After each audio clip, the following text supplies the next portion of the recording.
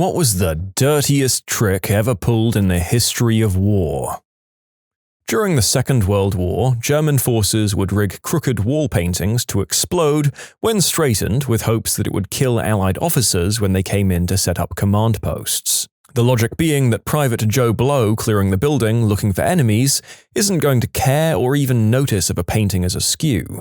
But General Robert Important Guy, who sets up his new command post in the building and is in his office for hours, probably would notice. The Germans also strung piano wire across roads to take out anyone riding by in a jeep.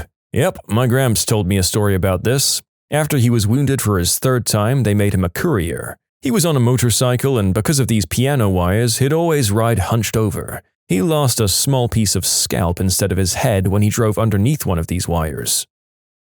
When Timur the Lame was about to attack the city of Sivas, he promised the 3,000 Christian Armenian Sipahis that he wouldn't shed any of their blood if they surrendered. So they surrendered, and true to his word, he had them all buried alive. In World War I, the Allies became used to the smell of chemical weapons and would put their gas masks on quickly. The Germans changed their tactics and then would use nearly odorless, stomach-emptying chemicals that would absorb quickly into the lungs first. Then, once the soldiers were all spewing up and couldn't keep their gas masks on, they would fire the main artillery barrage containing the lethal chemicals. According to some records in the art of war, it's considered a good strategy to corner your men and have the enemy attempt to wipe them out. Because when the only means of escape or survival is through the enemy, then your own men will fight to the death. The actor George Sanders found out that his friend David Niven was very chummy with Winston Churchill during the war. He asked Niven to give the Prime Minister a note detailing his idea for a new bomb that the RAF could drop on German cities. It would be exactly the same as all the old bombs, except it would have a wind-activated siren attached to it. So when the bombs dropped, the German civilian population hiding in shelters would hear the siren, think the all-clear was being sounded, and come out just as the bombs hit. Niven didn't say how Churchill took the idea. Yep, a good reminder that although the people who were most arguably the least evil did in fact win, the maximization of civilian casualties were an accepted measure in decreasing enemy morale for a quicker victory. It's absolutely horrific. I don't envy the people making these calls. Not sure if this counts as a trick, but Napoleon prior to the Battle of Marengo. Not only did he cross the Alps with his entire army, a completely unexpected move, but once across, the Austrians thought that Napoleon would move to Genoa in order to relieve the siege of that city. Thousands were dying of starvation, and the French general Massena desperately called for Napoleon's aid. Napoleon, in a ruthless and surprising move, ignored the calls for help and instead moved to attack the main portion of the Austrian army, eventually winning the Battle of Marengo. Massena surrendered Genoa, and it would be years before he eventually forgave Napoleon for abandoning him. And it would be years before Napoleon forgave Massena for surrendering. Counter-terror and anti-crime units have been seeding black market arms dealers with explosive-laced ammo. When fired, the bullets tend to have a small explodey effect on the weapons, rendering the weapon useless, and typically giving the user non-lethal but disfiguring hand and facial injuries. This bad ammo looks and feels like every other bullet that the dealer has sold, so the only solution is to stop using that arms dealer. Now you can't trust your existing arms dealer, and you have to find a new one that may or may not have tainted ammo or even be a Fed. In essence, it shuts down the entire illegal arms industry at the cost of about 1 or 2 crates of C4 bullets mixed in with the others. The Battle of Majnoon in the Iraqi-Iranian War. You wait until nighttime and you'll see how we're killing these Iranian dogs, an Iraqi officer said with a broad grin. We're frying them like eggplants.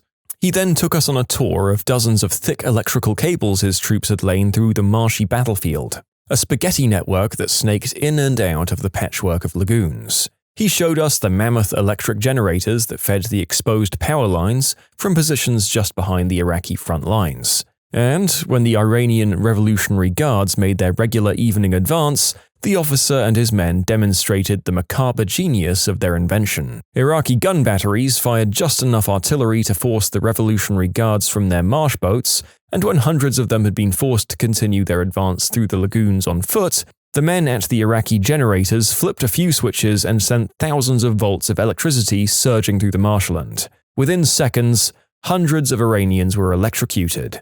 This occurred nightly. In the trenches of France in World War I, General Monash was given the unenviable task of punching through the German line to claim the French town of Le Hamel. The way that Monash went about doing this was both revolutionary and bloody sneaky. The German forces were well equipped and well fortified, reinforced with heavy artillery and machine guns, and the troops were very well trained. Faced with those odds, Monash began to condition the German forces. Every day at dawn, he'd let loose a barrage of smoke bombs, followed by regular mustard gas canisters. The Germans, following their training, would equip themselves with gas masks which protected them. Monash kept up this bombardment for 2 weeks, and soon the Germans became accustomed to the pattern of attack, and would immediately don their gas masks and hunker down at the first sign of smoke. But on the dawn of the 4th of July, the smoke bombs were not followed by gas, but by Australians. The German gas masks protected them from the mustard gas and smoke, but they also vastly impeded their vision, hearing, and ability to communicate. With the noise of the battle and the obscuring smoke, they were deaf and blind on the battlefield. And to make things worse, this was not an unprotected infantry mass attack, but a creeping barrage supported by a division of tanks, heavy artillery, and aircraft. The tanks protected the vulnerable infantry, and the artillery and aircraft prevented the Germans from effectively deploying anti-tank measures. The battle was over in just 90 minutes and marked the rise of mixed arms warfare. Not sure if it's been posted yet or not, but the Ghost Army was a pretty great trick. Maybe not dirty, but still really clever and underhanded. The 1,100-man unit was given a unique mission within the Allied army to impersonate other Allied army units to deceive the enemy. From a few weeks after D-Day when they landed in France until the end of the war, they put on a traveling road show, utilizing inflatable tanks, sound trucks, fake radio transmissions, scripts, and pretense. They staged more than 20 battlefield deceptions, often operating very close to the front lines. Their story was kept secret for more than 40 years after the war, and elements of it remain classified. I think that's so frickin' cool. You had entire airfields full of fake planes and stuff, and Germany was running around going crazy over it, but it was all fake. So perfect. Plus the insignia is really cool. The narrator has naturally Googled this insignia, and it's a very cartoony ghost blasting lightning out of its hands. I don't know that it's the coolest one of the war, but it is very unique and memorable, and I think this kind of unit is a nice diversion from the atrocities we've been reading about, and we're sure to read more of them very shortly. Case in point, Genghis Khan, in a large-scale attack against the fortress at Volokhai, after being unable to breach the walls, demanded 1,000 cats and 10,000 Chinese swallows in exchange for lifting the siege. When the defenders sent out the animals, Genghis took them and tied tufts of cotton to their tails and ignited them, at which point the animals rushed back to their homes within the city, igniting hundreds of small fires, while Genghis's army attacked again and took the fortress amidst the panic. The Russians and their use of a scorched earth policy. I can't think of a better way to flip off your invaders than ruining all of your own stuff so that when they do take it, it's worthless. Not only that, but the land itself is just too damn cold. So go ahead, take the land. You'll just freeze to death. Congratulations. Before the Battle of Yorktown in the US Civil War, the Confederate General Magruder was able to convince McClellan that he had 40,000 troops manning his defenses, rather than his actual force of 10,000. If I recall correctly, he found a point in the defenses where he knew his troops would be observed and counted, and marched them past that point several times. McClellan had 120,000 troops and superior artillery, but like always, he hesitated to attack even with superior numbers. He also thought that another general was approaching with 60,000 men, which is actually close to the actual number, and didn't want to attack Magruder's 40,000 and be hit by 60,000 as well. So he waited for his own reinforcements and more reconnaissance. If he had attacked Magruder, he would have overwhelmed him and been able to prepare for Johnston's arrival. Instead, he waited to attack until Magruder's forces were reinforced. Johnston arrived and added even more troops, and the Confederates were eventually able to slip away from the battlefield with only 300 casualties.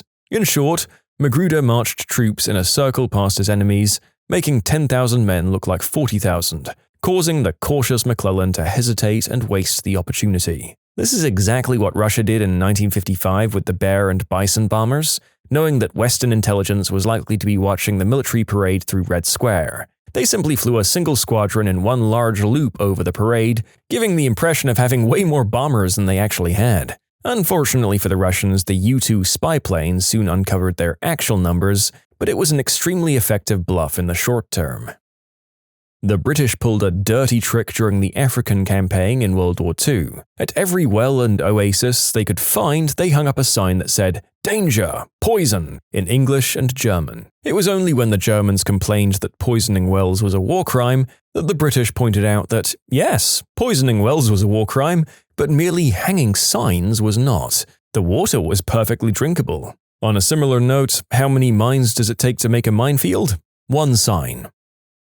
I nominate the Vietnamese defeating the Chinese Han in 938 near Ha Long Bay, copying the relevant section from Wikipedia. By the time the Chinese general Liu Hongkao arrived in Vietnamese waters with the Southern Han expedition, Liu Hongkao's plan was to ascend the Vietnamese Bac Dang River and to place his army in the heart of Jacanato Chao before disembarking. The Bac Dang was the major riverine route into the Red River Plain from the north. The Vietnamese general Ngo Quyen anticipated this plan and brought his army to the mouth of the river. He had his men plant a barrier of large poles in the bed of the river. The tops of the poles reached just below the water level at high tide and were sharpened and tipped with iron. When Liu Hongkao appeared off the mouth of the river, Quyen sent out small, shallow-drafted boats at high tide to provoke a fight and then retreat upriver, drawing the Chinese fleet in pursuit. As the tide fell, the heavy Chinese warboats were caught on the poles and lay trapped in the middle of the river,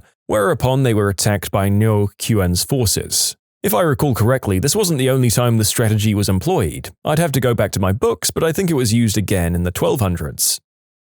You can submit your own stories to be featured here on the channel. The story submission link is in the description below. And if you want to listen to some vibey music in the background, check out easymode, also linked below, and subscribe. Washington crossing the Delaware, sneaking into the Hessian camp while they were drunk, and celebrating Christmas. 3 American losses versus 22 losses on the Hessian side and 1,000 prisoners. Capture of their weapons, gunpowder, and supplies. So there's this kind of honey made in Turkey called mad honey. It's made from the pollen of rhododendron flowers. If you eat very much of it, you get very intoxicated, and you often hallucinate. You can even take a lethal amount of it. A few times in antiquity, it was used as a weapon of war. For example, the Persians left some of the Romans to find it. The Romans ate that sweet stuff right up, and the Persians attacked them while they were all tripping and defenseless. In the same way that he did his diligence about the Ghost Legion in his last comment, the narrator kind of feels inclined to track down a sample of this mad honey and try it for himself. Purely for research purposes, of course. Saint Nazaire was a heavily defended seaport during World War II. The British Commandos disguised the destroyer HMS Campbelltown as a German destroyer and filled it with as much explosives as they could. They sailed the ship past the spotlights, signaling that their radio was broken using signal lights.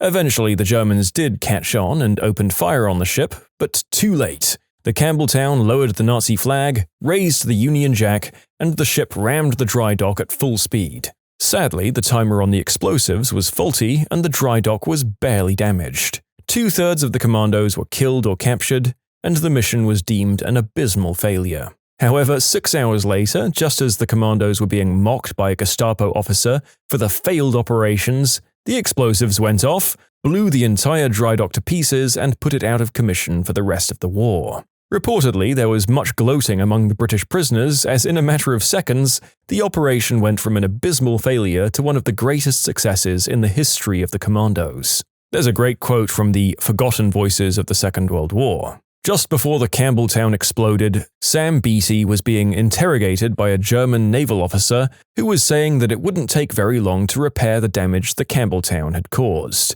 Just at that moment, she went up. Beatty smiled at the officer and said, "We're not quite as foolish as you think." Crac de Chevalier was a Crusader castle in Syria and one of the most important castles in the world with imposing walls and a very good defense. The castle was besieged by Sultan Baybars. This man conveyed a forged letter to the garrison, supposedly from the Grand Master of the Knights Hospitaller in Tripoli, which granted permission for them to surrender. They did, and Baybar got the castle. The Turks had the Turan tactic. The army would formate into a crescent, with the arms of the crescent being the armoured, strong divisions, and middle front being the fastest divisions, and middle back being the highest firepower, the cannons. They'd start the battle lined up and charge, then the fast middle front guys would start retreating to the lines behind the middle back, the cannons. The arms of the crescent would hold firm because they were the armoured part. The enemy would think they were retreating completely, because it looks like they're losing their crap and their formation, and would chase after them only to be met with the cannons and to be encircled by the crescent's arms. It was a slaughter of the enemy after that. Back in the English Civil War, there was a certain nobility in battle where you were supposed to be able to see your opponent and you would stand and fight. Cromwell decided this was stupid and in numerous battles would send troops round the side, hidden by trees and bushes, to tear through the cavaliers before the fighting began properly. It was a lot dirtier trick at the time. I think the start of World War II, when the Führer made prisoners dress like Polish soldiers and let them attack Germany so that Germany could run over Poland. Sneaky man. Also promising not to invade the rest of Czechoslovakia after being given all of their border defenses, then proceeding to invade the rest of Czechoslovakia basically unopposed. During the Siege of Kaffa, the Mongols hurled the corpses of the deceased soldiers decimated by the Black Plague into the besieged city. It's considered one of the key events that helped spreading the disease in Western Europe, killing millions. Not so much the dirtiest trick as one of the most hard-nosed decisions. The first V-1 flying bombs, if you're under the age of 40, think first-generation cruise missiles, they were being launched by Germany against London, and they were hitting. They were area weapons, as accuracy was pretty much a mile on any side of the aiming point, but they were coming down in central London. Germany had no agents in Britain, not one. They thought they did, but every agent they sent over was caught and then either turned or eliminated, and the other agents were all fictitious, imaginary ones dreamed up in a British campaign of disinformation that was and is breathtaking. The government decided that they simply didn't want to risk the buildings and architecture and heritage of the heart of London, as quite a lot had been bombed out already. So the agents reported back to Berlin that the V-1s were overshooting their target and coming down in North London. Fake stories planted in newspapers reinforced the deception. The Germans dutifully shortened the range, and the V-1s knocked the crap out of areas of South London. One of the reasons why a lot of Croydon is 1960s concrete is because of the damage done by the V-1s in 1944. Fun fact, the Germans spent more money on the V-1 and V-2 weapons program than the Americans spent on the Manhattan Project. In short, someone said, "Our people are going to die and our buildings are going to be flattened whatever happens, so let it be here." There is something just so very Churchill and Tory about this decision. No, for God's sake, don't let them destroy our monuments. At least let's redirect them into the suburbs where they can only hit poor people. Ah yes, that's better. Some of the USA's tricks during the Cold War to assassinate Fidel Castro were pretty mad. One idea attempted by the CIA included putting thallium salts into his shoes so that his beard, eyebrows, and body hair would fall out. It was considered that this would cause his downfall, as no one would take him seriously after that. The US firebombed Tokyo because the houses were mostly made of wood. They knew the city would burn. Even the guy who drafted the plan, Robert McNamara, was ashamed of it. They also tried strapping thermite to bats and releasing them over Japan, in the hope that they would roost in the houses, then go off and burn the houses down. The plan was cancelled after all the facilities where this was being tested burned down due to incendiary bats roosting in them.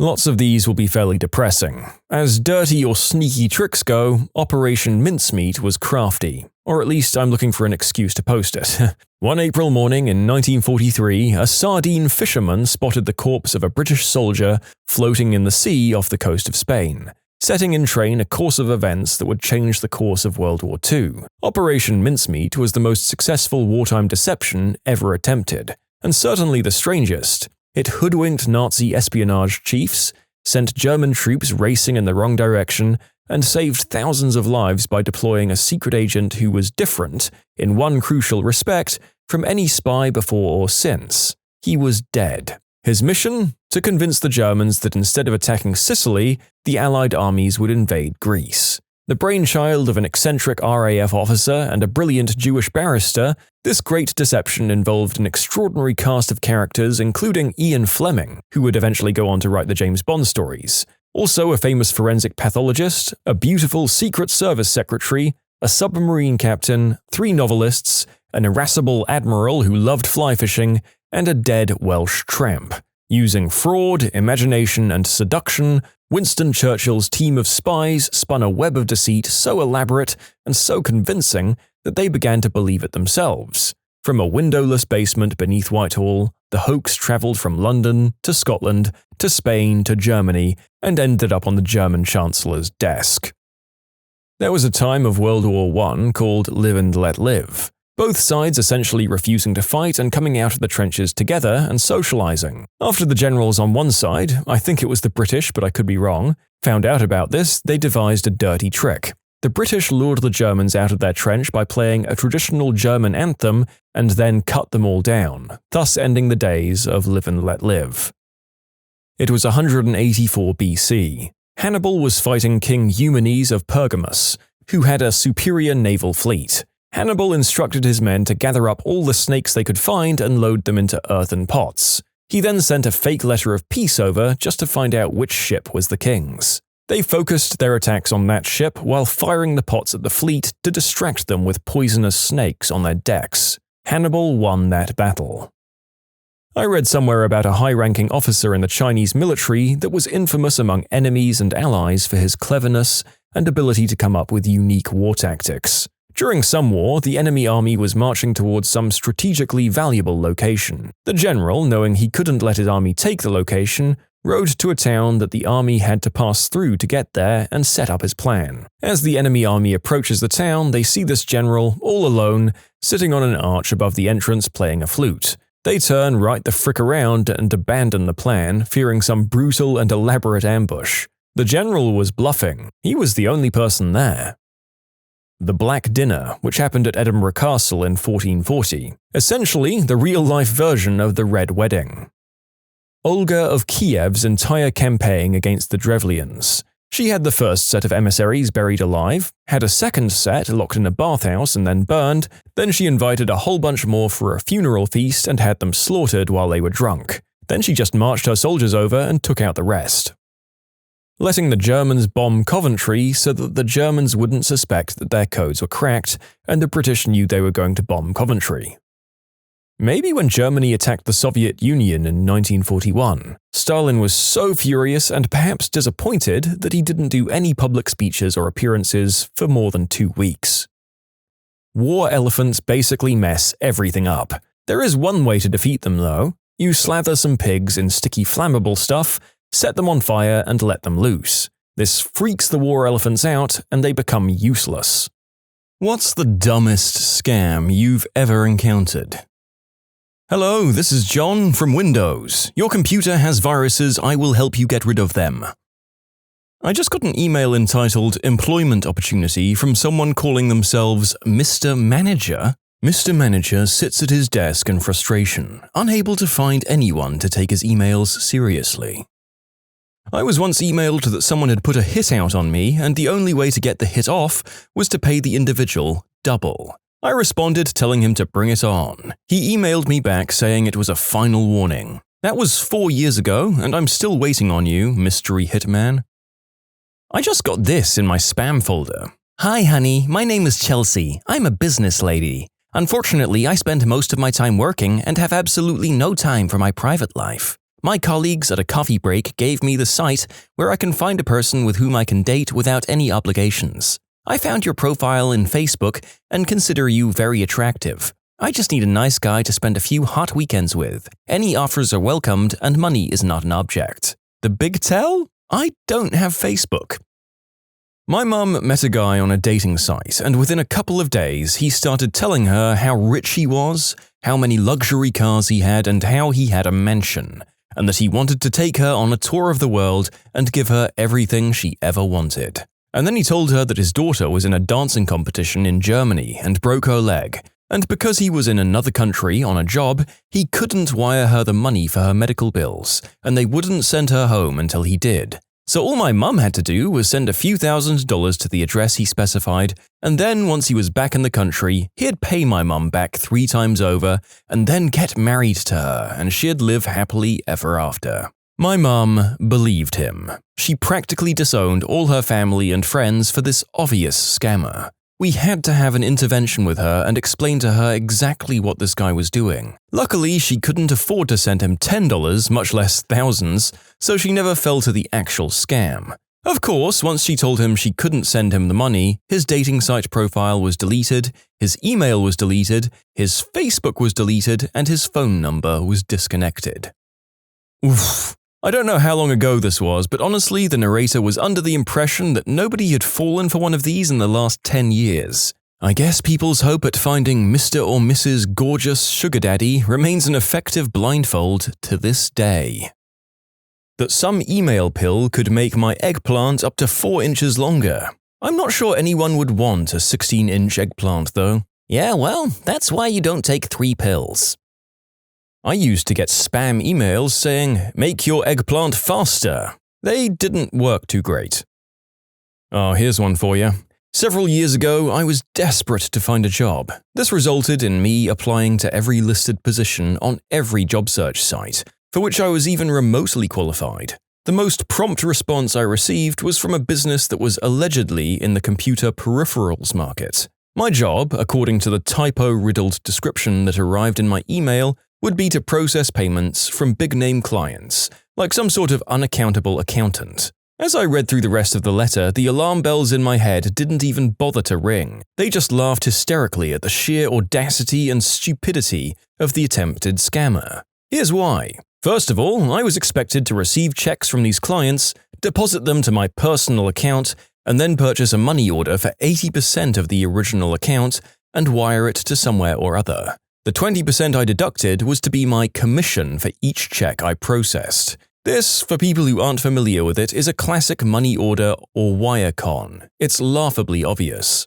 On its own, this would have been more than enough to highlight the scam. But it didn't stop there. In addition to my commissions, I would supposedly be paid a substantial salary. However, in order to claim it, I'd have to provide all of my personal information, up to and including the PIN for my ATM card. This, according to the given explanation, was to prevent fraud. And it gets better. The last few lines of the job offer included a very specific request, which had apparently been added as an afterthought. I say this because it was in a different font and different format, and was even more rife with grammatical errors than the rest of the letter. It stated that if, and only if, I was a female, one of the requirements for employment was that I send 2 photographs to the hiring manager. One was a full-body shot of myself clothed, and one a full-body shot of myself completely undressed. This would be used to verify my identity, and would not be shared with anyone else in the business world or media. I'm paraphrasing, but that was the general wordage. Anyways, I wish that scammer all the best, and I hope he enjoyed those photos of Rosie O'Donnell with a beard.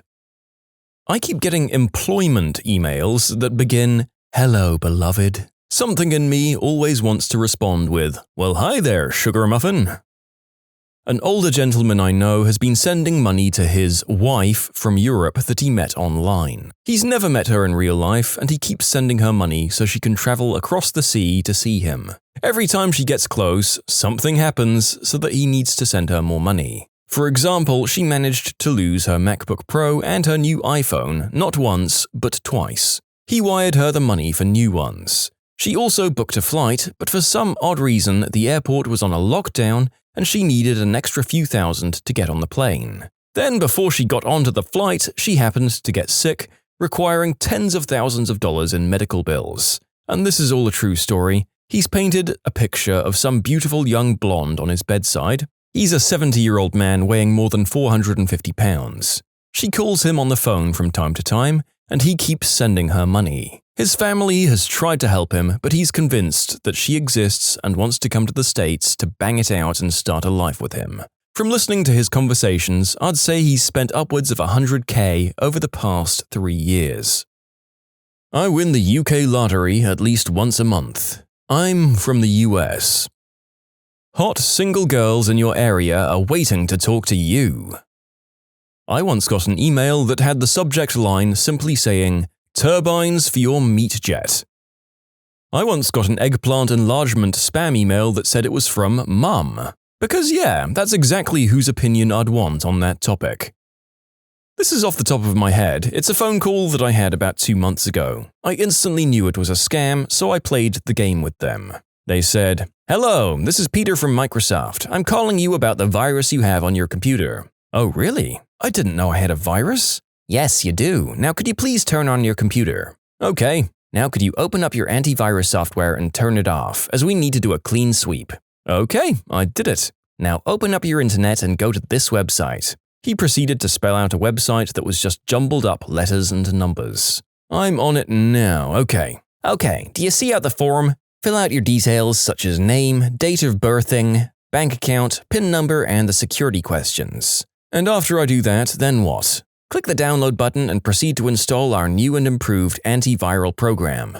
At this point, I'm supposed to ask if you have any questions." "Ah, yes. If you're from Microsoft, why are you talking to me? I own an Apple Mac computer." He proceeded to give me some bullcrap answer and I just hung up. I sent some information that I got from the phone call to my phone service provider and asked them to forward the information to whatever government group was involved with tracking these scammers down. I got a reply about it, and a month after that, I saw that they'd been caught. In short, helped catch scammers and had fun messing with them, making them think they were about to make money. You're doing the Lord's work there, my friend. Even if you hadn't caught them, it's just so very good to waste their time as much as possible. If everyone did what you do, there'd probably be far fewer people trying to pull this crap. My favorite was when I supposedly won a Sony laptop. They tried to make it look like the email was from a supermarket, but at the end of the statement they put, "Very lucky, winky face." Seemed legit, right?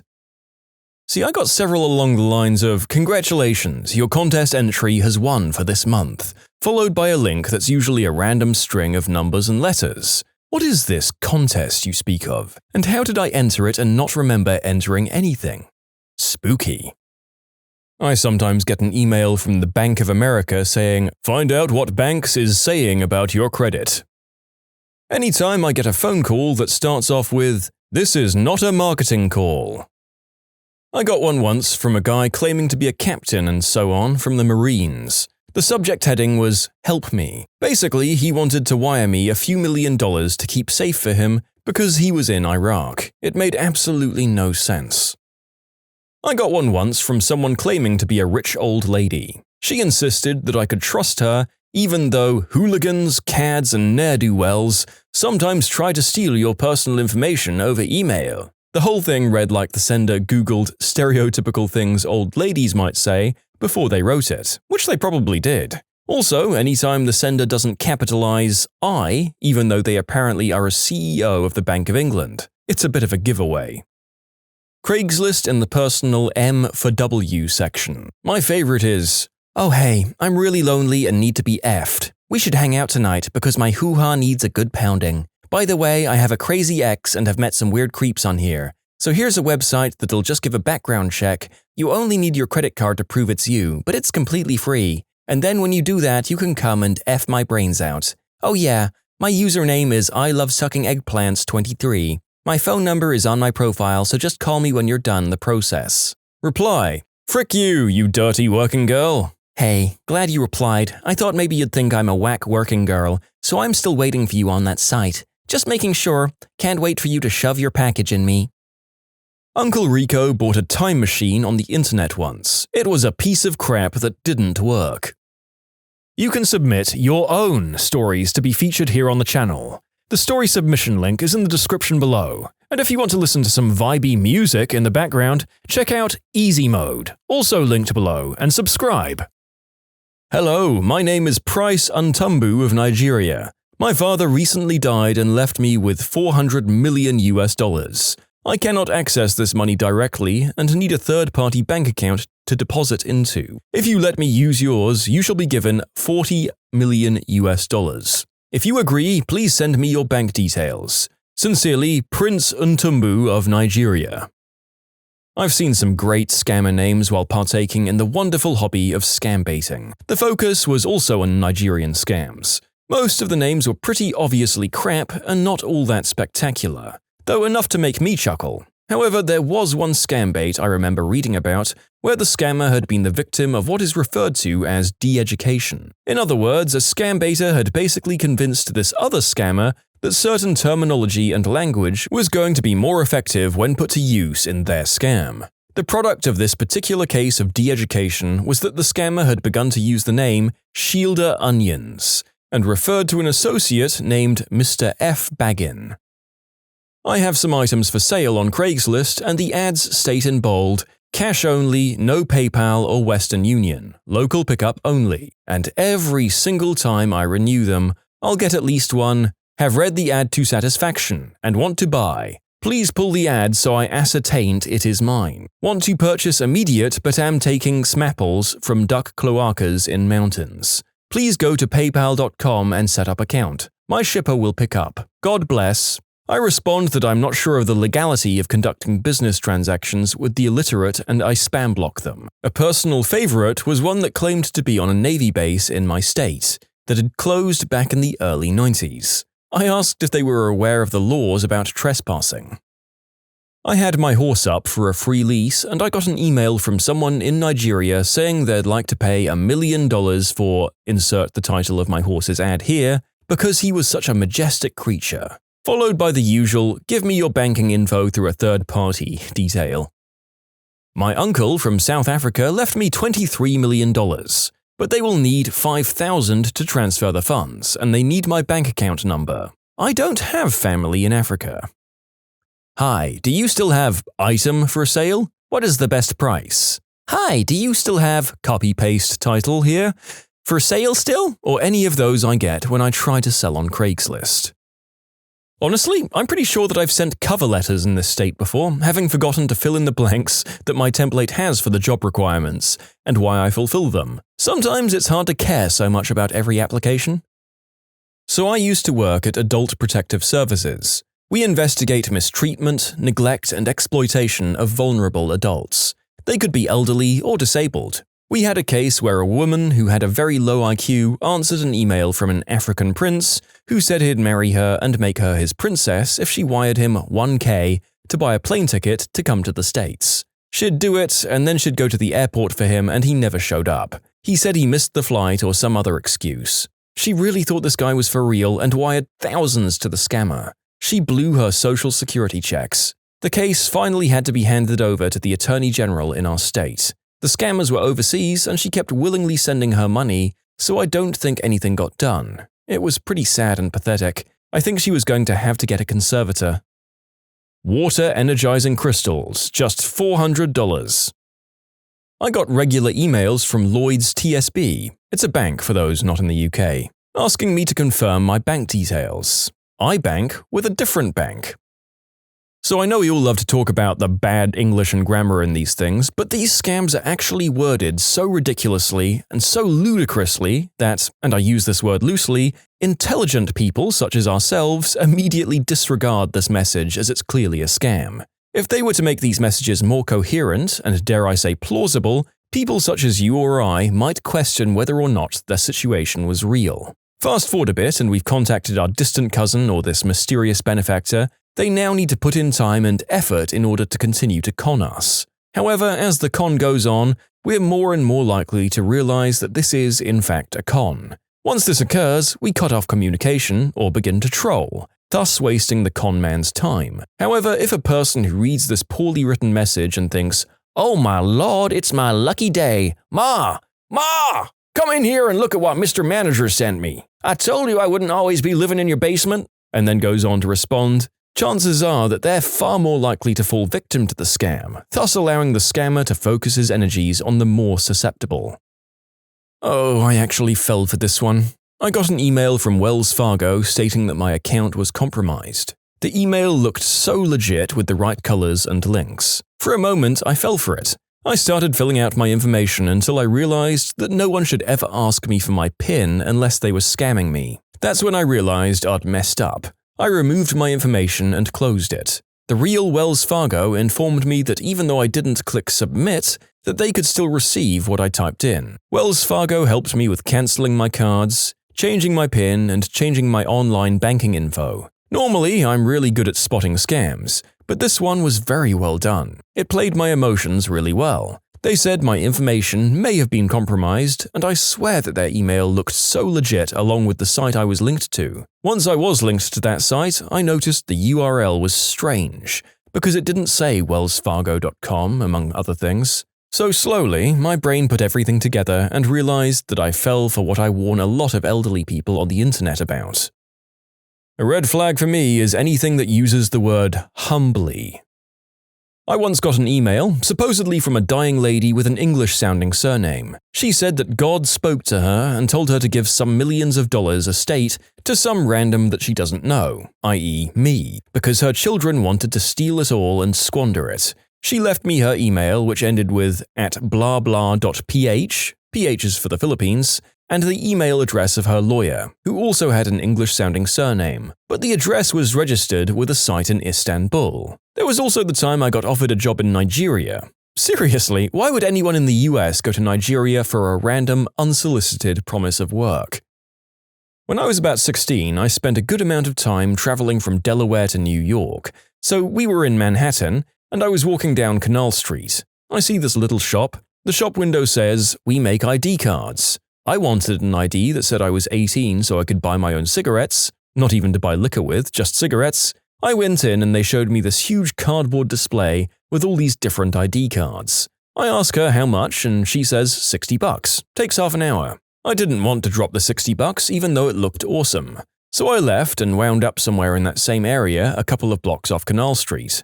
A black guy asks for a cigarette. Well, he didn't really ask, he said, "Let me get one of them cigarettes." I gave him one and just straight up asked him if he knew where I could get a fake ID. He says, "Sure, $20, follow me." I'm already lost, I don't even know how to get where we parked our car. So we walk for a couple of minutes and he says, "You got that 20 on you?" I say yes, he says, "Good. Look, I'm gonna need you to get 2 more $20 bills so I can compare them to the first one and make sure they're real." I say, "Yeah, sure bro, let me go hit the ATM." And I was gone. Went back to the Chinese place, paid the 60, was out in under 20 minutes. And then subsequently had that ID taken by the ATF. I had the, "I have chosen your email randomly. I'm an exceptionally wealthy oil tycoon who is dying. I want your bank account details so I can put $1 bazillion into and you will donate to charities, and for your services you can keep $2 million for yourself." I wrote back expressing my concern and empathy that he was dying, and that seeing as he has not so much time on this earth, we wouldn't want to be waiting around for the bank to process $1 bazillion from an overseas bank account, so he could have my PayPal name so he could quickly and effectively transfer money with no risk of rejection or timely error from the bank. I then wished him well and stated I hoped to hear from him soon. He never did reply, so I can only conclude rich oil tycoon fellow died tragically, alas, before his money could be donated to good causes. It changed my entire view on these spam messages when someone pointed out to me that they're transparent on purpose, so that it weeds out the less gullible responders. The more ridiculous the email, the less time wasted on people who'll bail when they get further down the chain. By making them only so really stupid people will respond, guarantees that 100% of the people who respond are stupid and therefore more likely to get scammed. My brother is the HR manager of this company. He got an email saying, "The HR department needs to update your social security information," from HR at his company. His company only has 5 employees, and he is the HR department.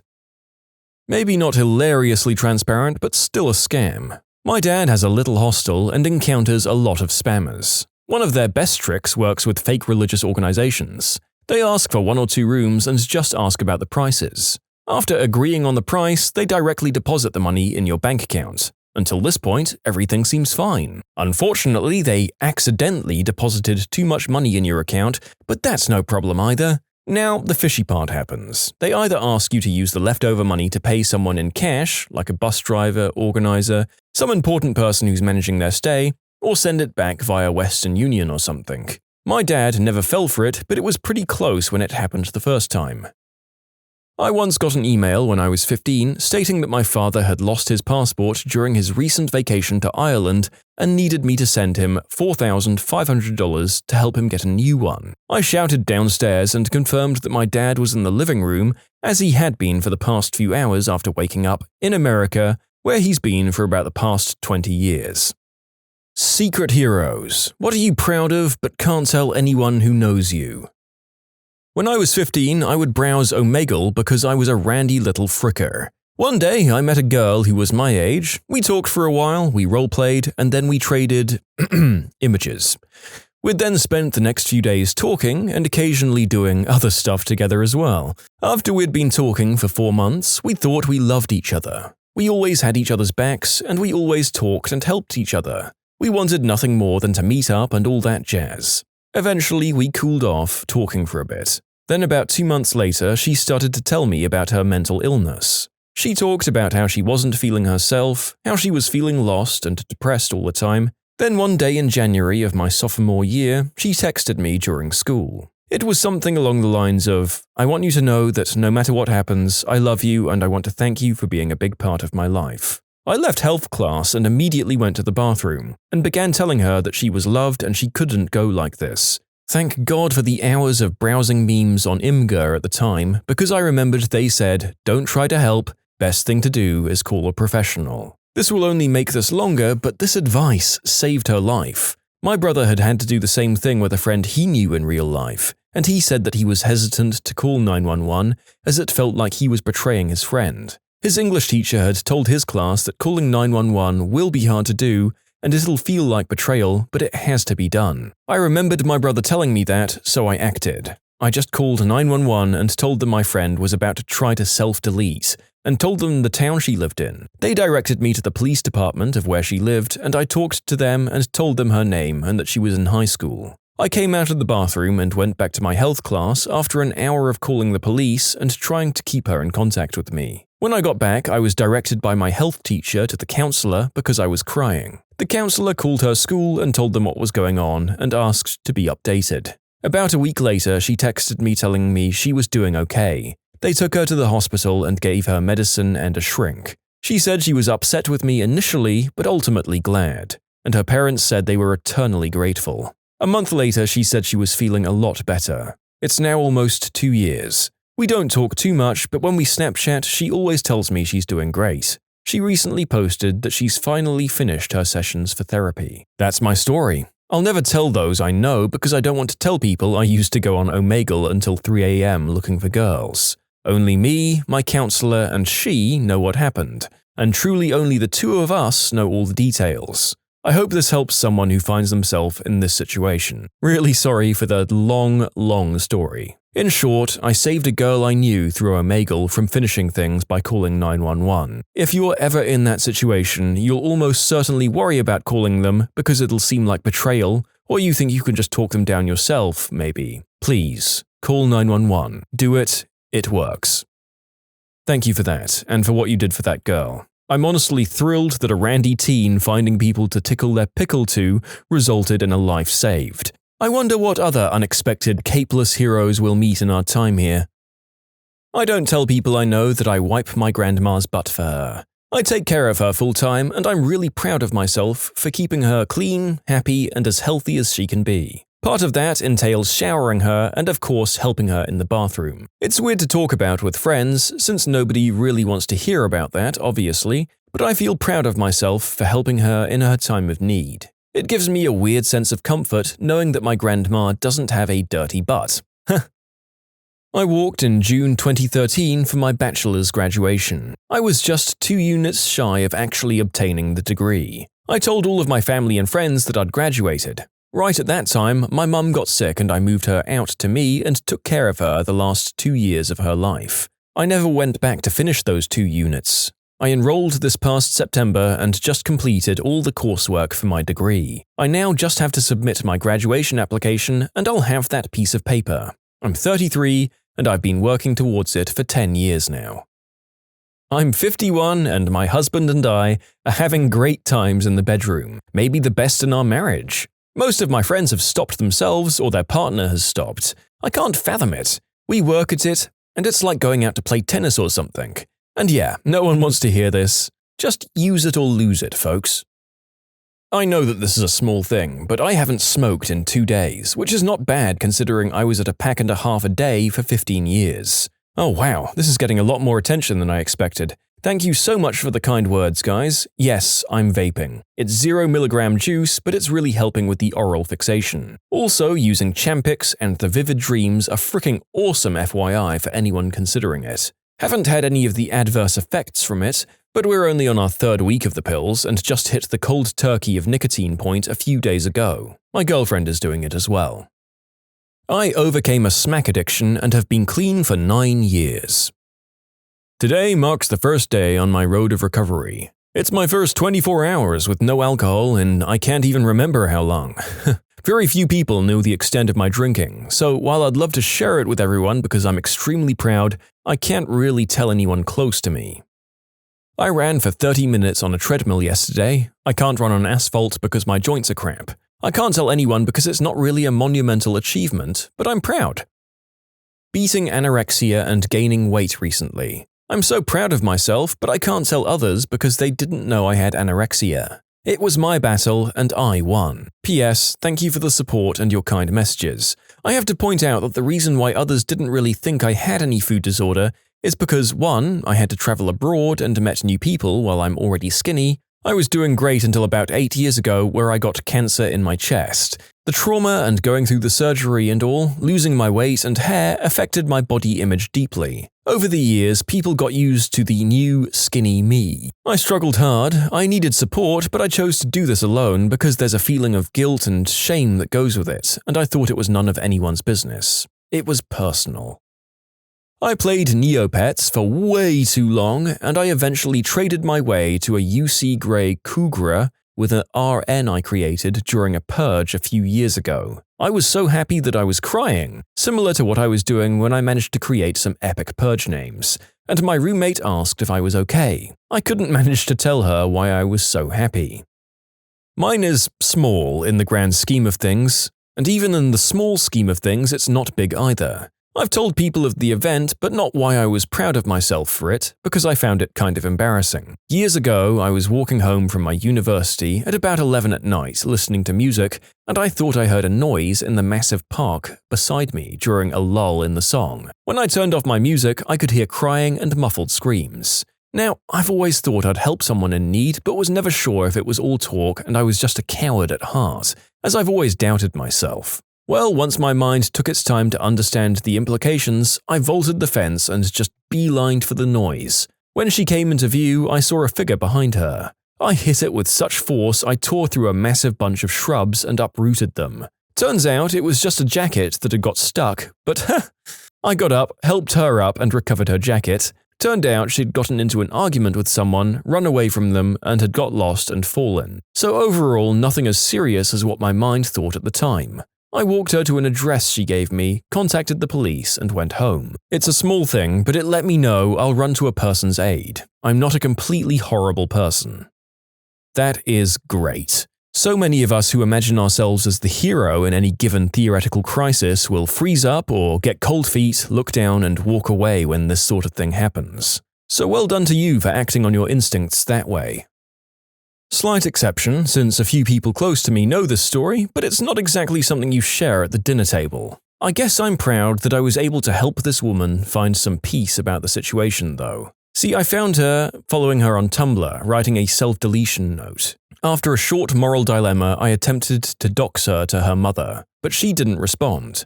Long story short, some other followers managed to get the police involved, but she assured everyone that she was just venting and being dramatic online, and the matter was dropped. She ended things the next day. I sent flowers to the funeral, very far away, with an anonymous note. Months later, her mother responded to my attempted dox and ended up asking me a lot of questions about this girl, with whom I'd only had small online interactions with. Why did she do this, and did people encourage her, were the questions at the forefront. And I spent 2 hours at work messaging back and forth with her, telling her all I knew. At the end, she thanked me and wrote that she would never wish this on anyone, and begged anyone considering not being alive anymore to reconsider. So I doubled down on her request now.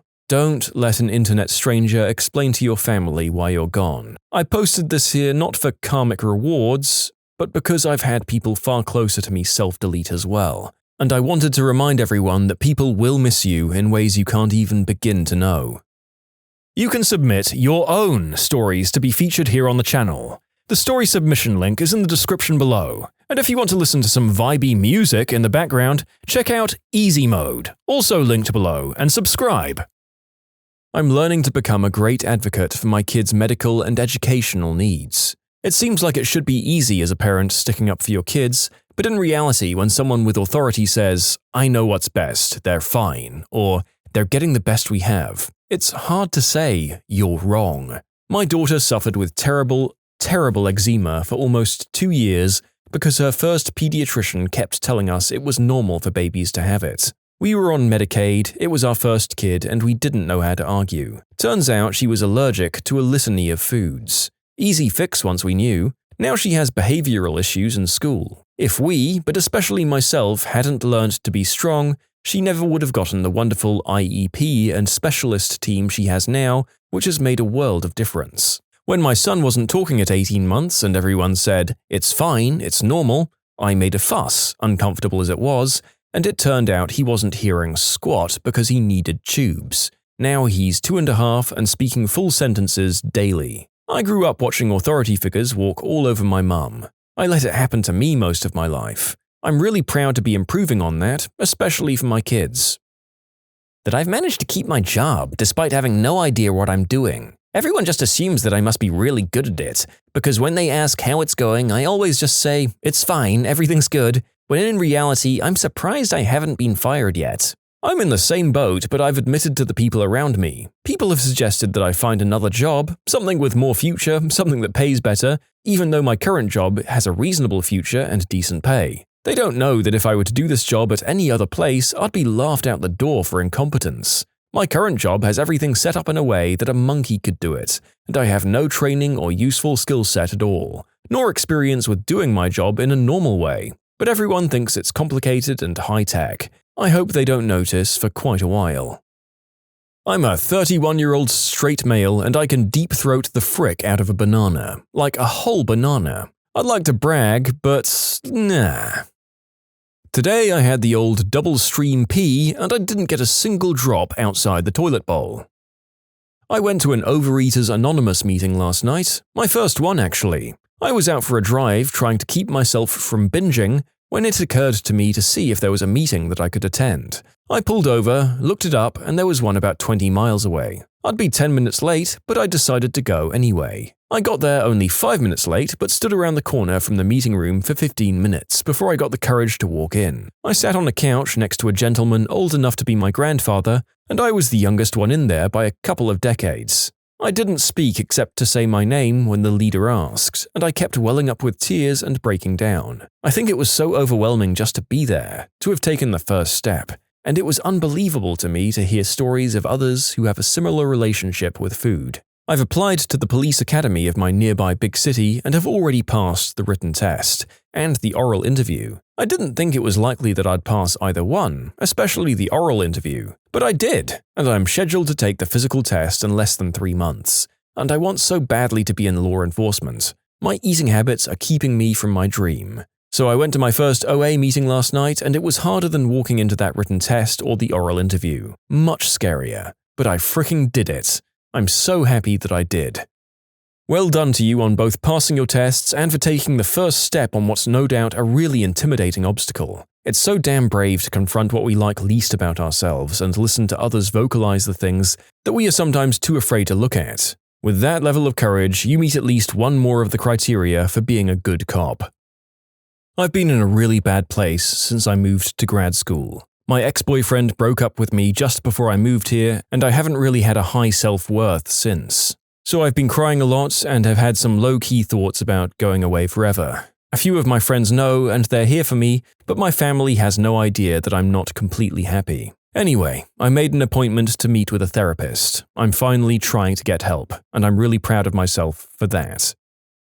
I have a complete collection of Lord of the Rings and Hobbit Lego minifigures. My Marvel Lego collection is nearly complete, save for a couple of minifigures that I just don't like, and my Star Wars collection is complete for the last 5 or 6 years. The only people that know this are my wife, kids, and brother. I have not and will not at any point inform my wife how much the collections are worth. What's the old saying? My greatest fear is that I die and my wife sells my collection for what I told her I paid for it.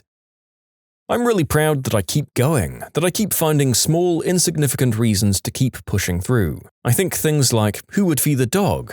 No one can cover my shift this weekend. My gaming buddy would never know what happened to me. It's too close to the holidays, I would ruin it for everyone. My best friend is really up on her luck lately and I can't tear her down. And it's hard. Every day feels worse and nothing is working. Everything keeps falling apart, and everyone expects me to be this happy-go-lucky person, and how do you explain to them that you can't anymore? I feel like the biggest burden, but I'm proud that even through everything, I can still have hope that it will get better. I can at least be proud of that. I'm truly touched and I would like to express my gratitude. I am grateful for you and all the others who've reached out to me both publicly and privately and just in thought. It's difficult to share these demons in real life, but knowing all of you exist out there, cheering on for a complete stranger, makes up for all the times I wanted to say something but couldn't. I've been moved to tears countless times today with all of your wonderful stories. So thank you all for your hearts, your positivity, and your help. I have several new reasons to get me through the day. All my love. This will probably get buried, but anyways, I'm not particularly good with girls, and I've moved to a new city earlier this year where my friend introduced me to a girl. We hit it off and started dating. Well, due to my aforementioned lack of skills with girls, combined with going to a military academy and then a job that traveled all the time, it had been around 7 years since I'd had a relationship. A few flings here and there, but no relationships, and to be honest, I started to feel like I was never going to meet anyone and end up alone. I was and am terrified of being that weird uncle to all my friends' kids that dies alone. Well, the relationship just didn't work. We had fundamental incompatibilities and I wasn't happy. She, on the other hand, was completely into me and probably would have married me after dating for only a few months after I'd asked. I ended the relationship. I'm really proud of myself for refusing to settle for a crappy relationship, despite wanting someone in my life being one of my biggest desires right now. It wouldn't have been fair to myself, and more importantly, it wouldn't have been fair to her, simply to stay in the relationship waiting for something better to come along. I have exercised 3,450 days in a row without skipping. I'm 62 years old and I walk 3 or 4 miles a day, or work with my trainer, or lift weights. I love to be active and I think it keeps me healthy. That I keep a lot of other people's secrets and I don't say crap. I'd rather those people handle their business than come to me about it, but I guess they know I can be trusted. My girlfriend and I finished at the same time the other night. I don't feel like anyone I know is interested, but I'm pretty excited about it. That's amazing. I could never imagine that happening with me and my girlfriend. I eat so much faster than her. By the time I'm finished, she's usually about halfway through her meal.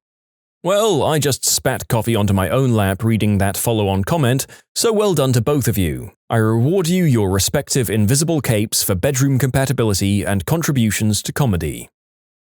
I have a patient who herniated a disc in his back and is a blacksmith. He has insurance, so I have to take it, but he has a copay and his wife works, but they now have debt from a failed surgery for his condition. He couldn't afford the copay, so I went to the gallery where he makes wrought iron art and bought it all so he can afford his copay and keep his house. I'm sure you're all thinking, why not do it pro bono? The insurance world in my state doesn't look kindly on charging copays or denying someone insurance benefits when they pay it. I couldn't find any other way to help this guy without it being enticement to come in for treatment, and it was more to keep the stress off a house payment during the Christmas season. So I paid more for his art than his insurance will ever pay me, in hopes that he can keep his house and continue treatment. Either way, I did a good deed, but I can't even tell my wife because I'm not sure she'll be impressed by the sheer amount of money I spent on wrought iron candle holders and lamps that are hidden away in my office.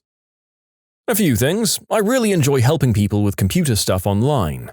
I'm a regular on a certain subreddit's daily questions thread and proud of being able to help. Can't tell anyone in real life because I'd become their go-to tech support, and frankly, they don't treat me as well as the internet strangers that I help. I also started doing video games streaming earlier this year. I only really stream 1 game per day, anywhere from 20 minutes to an hour, typically. I started a YouTube channel to back up all of my streams. Twitch exports. Yay! And I have next to no followers or subscribers. I forget about followers. I have 4 subs on YouTube, one of which is my brother. So there's no reason to be proud there. The real reason I'm so proud of myself is for sticking to it despite my horrible stage fright. Being in front of that camera every day is terrifying. The possibility that any number of people could see me do something stupid or make a mistake is terrifying, but that's really why I do it. Not just to see if it's fun, like I told everyone. I wanted to force myself to face my fears every day, and I've done it. And I'm still doing it. See you tonight, Twitch. What did you do to push someone over the edge? I photocopied a paperclip 100 or so times, put the pieces of paper back in the drawer, so whenever it's used, the documents have a paperclip on them. My office went nuts. Took it apart trying to find the paperclip stuck in the machine. They even called in a technician. Laughs were had. Glitter. Everyone hates glitter. I came up with this prank a few years ago. Every morning I'd take some glitter, which conveniently came in little vials, and poured some into my roommate's pants pockets while he was out of the room. Usually, I could tell by his morning routine which pants he was going to wear for the day. But even if I got it wrong, those other pants would be primed for the next time he wore them. All day, he, like everyone else on Earth, would put his hands in his pockets to get his phone, keys, or just casually, thereby transferring a little glitter to his hands. He would then touch his shirt, pants, and/or face at some point. For 2 weeks, people would tell him that he had glitter on him, but he was never able to figure out where it was coming from. After going on a rant about how confused and utterly crazed by the sudden appearance of glitter everywhere he goes he was, I came out and told him that it was me. I could have easily done this for a lot longer since he never figured out the glitter was in his pockets, though I became very liberal in the amount that I poured in. When I worked at a banquet hall in a hotel, I had a manager, who we'll call Steve, who treated everyone like crap, calling us stupid, calling us out on things not even the managers above him cared about, and just generally being a butthole. One day he put this annoying memo on the bulletin board about not eating leftover food. None of the other managers cared about this, and it actually went in the garbage if no one ate it. But instead of signing his name, he put banquet management. Well, as a joke, I scratched that out and wrote Steve. A couple of minutes later, he walked over to the bulletin board, sees this, and starts screaming, "Who wrote this?" and then runs down to his boss down the hall and starts complaining. And the guy just doesn't know what to say and shrugs. Well, the entire staff saw this and thought it was hilarious, so we start writing Steve on everything. Over the next few weeks, Steve gets more and more angry and launches an investigation, saying that he's analyzing the handwriting. At this point, he still thinks it's one person, despite the fact that the entire staff is in on the joke. He never figured it out, and I'm not sure how crazy it drove him, but he did get fired for drinking on the job. Ah, restaurant bosses who enforce the rules that no one else cares about. If you're reading this, I want you to know that everyone hates you, and you'll be much happier and more well-liked if you just chill the F out. Sincerely, former restaurant manager. A guy at work was complaining that his spoons were slowly disappearing from the lunchroom. He had brought 6 to work and he was down to 2. Everyone else in his lab hatched this plan. Every time someone sent him an email, at the bottom, in white text, invisible unless highlighted, everyone would write spoon, spoon, spoon, spoon, spoon, spoon. We all did this for several weeks, as he had a Gmail account, and that's when he started losing his mind. Every website he visited had ads for spoons and flatware. He thought Google was reading his mind. Not something that someone did to me on purpose, but one that happened nonetheless. At my old rental I had with my sister, for about a couple of months I kept hearing ringing noises. Similar to an old phone ringing, every time I'd walk through the hallway, kitchen, lounge room or dining room, or also when I listened to music on the stereo in the lounge room. For months it drove me crazy. I'd be walking and hear, stop to listen, and lo and behold, nothing. I never caught on to how it stopped every time I looked for it. I thought it was a ghost, humoring myself, or that the neighbor's fricking phone kept ringing. So one day I was looking for something in the kitchen, and I looked on top of the tallest cupboard and found this mother-fricking clock. This piece of crap had one of those old-school bell and ringers on it. Vibrations from walking or stereo made it ring. For fricking months that clock drove me insane. No one believed me about the ringing. Turns out my mother bought my sister the clock and sat it on top of the cupboard, where it got pushed back where you couldn't see it. So yeah, basically, hide an item that will make an annoying noise where you can't find it. My favorite was the person that sewed someone's sleeve button a little closer every week, so the guy felt his arms were swelling. Script an alarm for 13 minutes past the hour that plays the default system error sound with no visual feedback.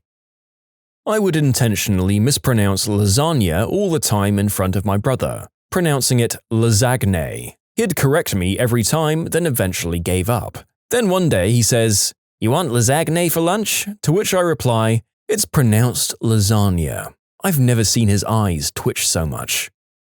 A coworker of mine used the Annoyatron on another coworker for weeks. It's a small device, like half the size of a dollar, that makes a quiet, high-pitched beep at random intervals. It has a magnet on it so you can stick it under a chair or hide it in some pretty hard-to-find locations. Sometimes he'd turn it off for a few days or a week, only to turn it back on when the victim had let his guard down. He'd move it all around the office. The guy started getting desperate after a few weeks of this. He had maintenance come in to take the thermostat apart. He looked in the ceiling tiles and air vents. The icing on the cake was when the prankster put the Annoyatron in the poor guy's car. He used to leave it unlocked during the workday. The victim thought the feds were after him.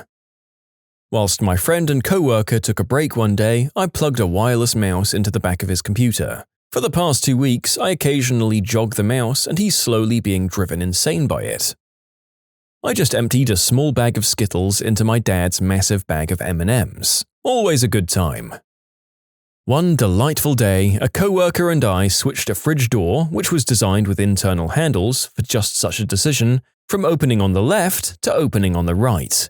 Took about 10 minutes and a Leatherman to do it. The next day, everyone came in, tried to get creamer, and we delighted in our mischief. Everyone handled it with varying degrees of aplomb, shook the fridge a bit, tried a few times, finally noticed the hinges and went to the other side. Shrugs were had and fricks were not given. The boss finally arrives, gets a cup of coffee and goes for the creamer. Grabs the door on the left and pulls. Hard. Coffee everywhere. But this guy, he knows he's right. He's always right. He's the boss. He sets down his mug, swears a little, grabs the handle again, still the left one, mind, braces his fricking leg on the counter, and pulls so fricking hard the fridge comes out of the wall about 3 feet. Everything in the fridge completely tossed about, and we, watching, eyes wide in amused horror, desperately choking back our paroxysms of laughter. Then in walks one of the salesmen, blabbing on his Bluetooth, gets coffee, opens the fridge with ease, notices that everything's messed up in the fridge, looks at the boss with a genuinely puzzled look, shrugs, gets his creamer, and wanders off. The boss swore like a sailor, stormed into his office and slammed the door, stewed a bit, and then stormed out of the office. He didn't come back for a week. I'm laughing so hard at the memory of this, it took me half an hour to type it out. Try to open a bag of chips quietly for an hour. I don't know whether the perpetrator of this rustling menace did it intentionally or not, but I can imagine being the victim of it in the workplace or while trying to read or study or something, and I can feel my blood pressure rising. In terms of a low-effort way of making someone absolutely furious, it's pretty good. Something I did to my boss. On top of the refrigerator at work is where we keep things like paper plates, paper towels, and plastic utensils. Every day I'd take one of the plastic utensils and place it in the gap at the top of the fridge that's between the freezer door and the rest of the fridge, so every time he'd opened it, the utensil would fall on the floor. After about a week of doing this, he moved the bag of utensils from the top of the fridge to the cupboard next to it, so I started putting 2 utensils in the gap. He finally got everyone together and asked that we stop putting things on the top of the fridge. So with absolutely nothing on top of the fridge now, I put a whole bunch of utensils in the gap. The next day, my boss opened the freezer and completely lost his mind. The penny trick works great. Start by leaving a penny on your friend's desk, chair, coat pocket, places where you'd expect to find a penny. Leave one a day for a while varying the locations. Then start leaving them in shoes, socks, bed, pillowcase. At first, they'll ignore the penny, but eventually it will bug them. It took my roommate 3 weeks until he stroked out one night after finding a penny embedded in his bar of soap. I highly recommend this. Drives them fricking nuts. I wanted to add, go crazy with this. His final straw was the soap, but I really wanted to start putting them in his car and get a coworker of his to play along and start leaving them around his desk. I'm upset that my plans fell short. Someone's been doing this to me at work for over a year now. Frick you! On the upside, you made almost $4. Repeat the last 2 words of their sentence. I'm currently watching Psych on Netflix, and they have a pineapple in every episode. Recently, I've noticed there aren't any more pineapples. Where are the pineapples?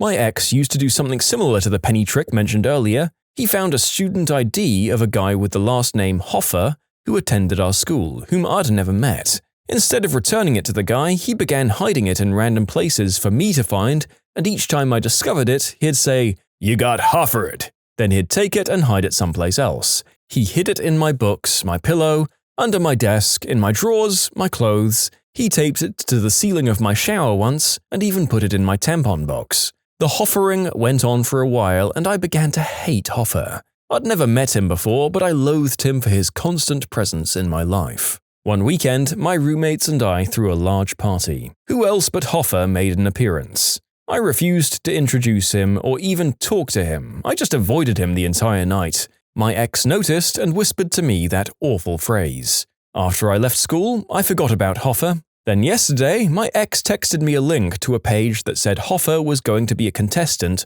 on RuPaul's Drag Race, one of the shows I love, the ultimate Hofer. You can submit your own stories to be featured here on the channel. The story submission link is in the description below. And if you want to listen to some vibey music in the background, check out easymode, also linked below, and subscribe. Smile all the time. Change the Internet Explorer icon to the Chrome icon.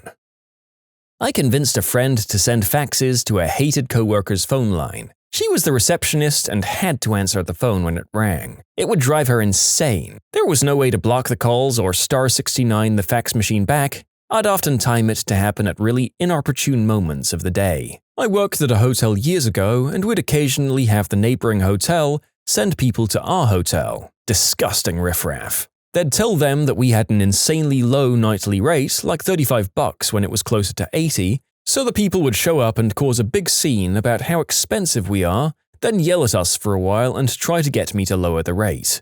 After the 3rd or 4th time of that happening, we decided to start sending faxes to the phones at the hotel's front desk. Depending on how annoying the people they sent over to us were, would determine how long and how many faxes I sent them.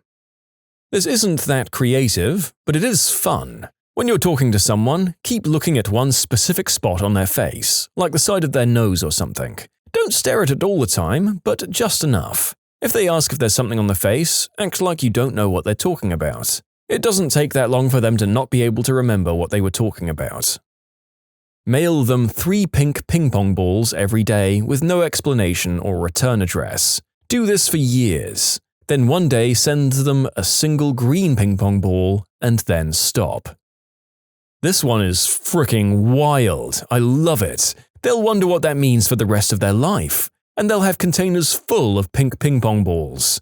I don't so much approve of all the plastic waste, and I imagine the postage would add up since you can't really get them in a regular envelope, but it's still awesome. Another coworker. We rolled down his back window one day during lunch and tossed broken glass on the back seat. The next day he showed up to work with it taped up. The following day after that, he took his car down to the window repair shop where the mechanic rolled the window up in front of him. I downloaded the theme to 28 Weeks Later, the really creepy instrumental tune, put it on repeat and left it in our living room, hidden but at a really low volume. My roommate would study in the room all the time, so when it was quiet you could barely hear it. After a couple of weeks, he says the living room gives him the creeps. When you're talking to one of your friends or someone you know, always stand just a little too close or a little too far away. If you're standing too close and they back up, you back up too. And if you're standing a little too far away and they move closer, you move closer. Repeat. Watch them go slowly mad and probably try to avoid talking to you again. My sister was really passive-aggressive toward her roommate. She used to eat all of the berries out of Kellogg's Red Berries cereal, but leave a small enough amount so her roommate thought Kellogg's was just being a jerk. As a historical note, John Harvey Kellogg was a jerk. Look him up. 3 years ago, I made my wife a lasagna. Sauce from scratch, homemade spinach pasta, expensive cheese, the works. Hours invested, and the return? You should put more cheese on it like at the macaroni grill. I went out that night and brought 6 interior left-hand doors. All of our interior doors were right-handed. I cut plugs to fill the strike plate and hinge mortises, and every few weeks I change out a door or two, right hands for left, left for right. It only takes about 20 minutes now. Pull the door, plug the mortises, spackle the plug seam, chisel the plug from the opposite side, hang the opposite door and sweep up. I painted the first few times, but it's a white jam and I decided the paint smell was more suspicious than the unpainted spackle. It's a thin seam and my wife wouldn't even know where to look. She's never said anything about it, but I've seen her grasp the air where a doorknob used to be 100 times. Screw the macaroni grill. Sing the Batman theme song, na na na na na na na na na, over and over and over, but never say the Batman part. You build everyone up for it, and it's just not there. If the person regularly uses a bike, just put some ball bearings inside the seat tube when they're not looking. The rattling will drive them crazy and they won't be able to work out where it's coming from. Then, a week or so later, remove the ball bearings, double the amount, cover them in grease and put them back in. The person will think the rattling has stopped only to have it slowly return worse than ever before. Repeat as desired. While walking outside in a crowded area, start looking up at the sky, shade with your hand, point upwards, and whisper something to whoever you walk with. Then take note of how many other people will spend time trying to figure out what you just saw in the sky. Buy non-brand products and replace your victim's main brands with them, while keeping them in the same main brand packaging. Everything will seem off a bit, but they'll dismiss it.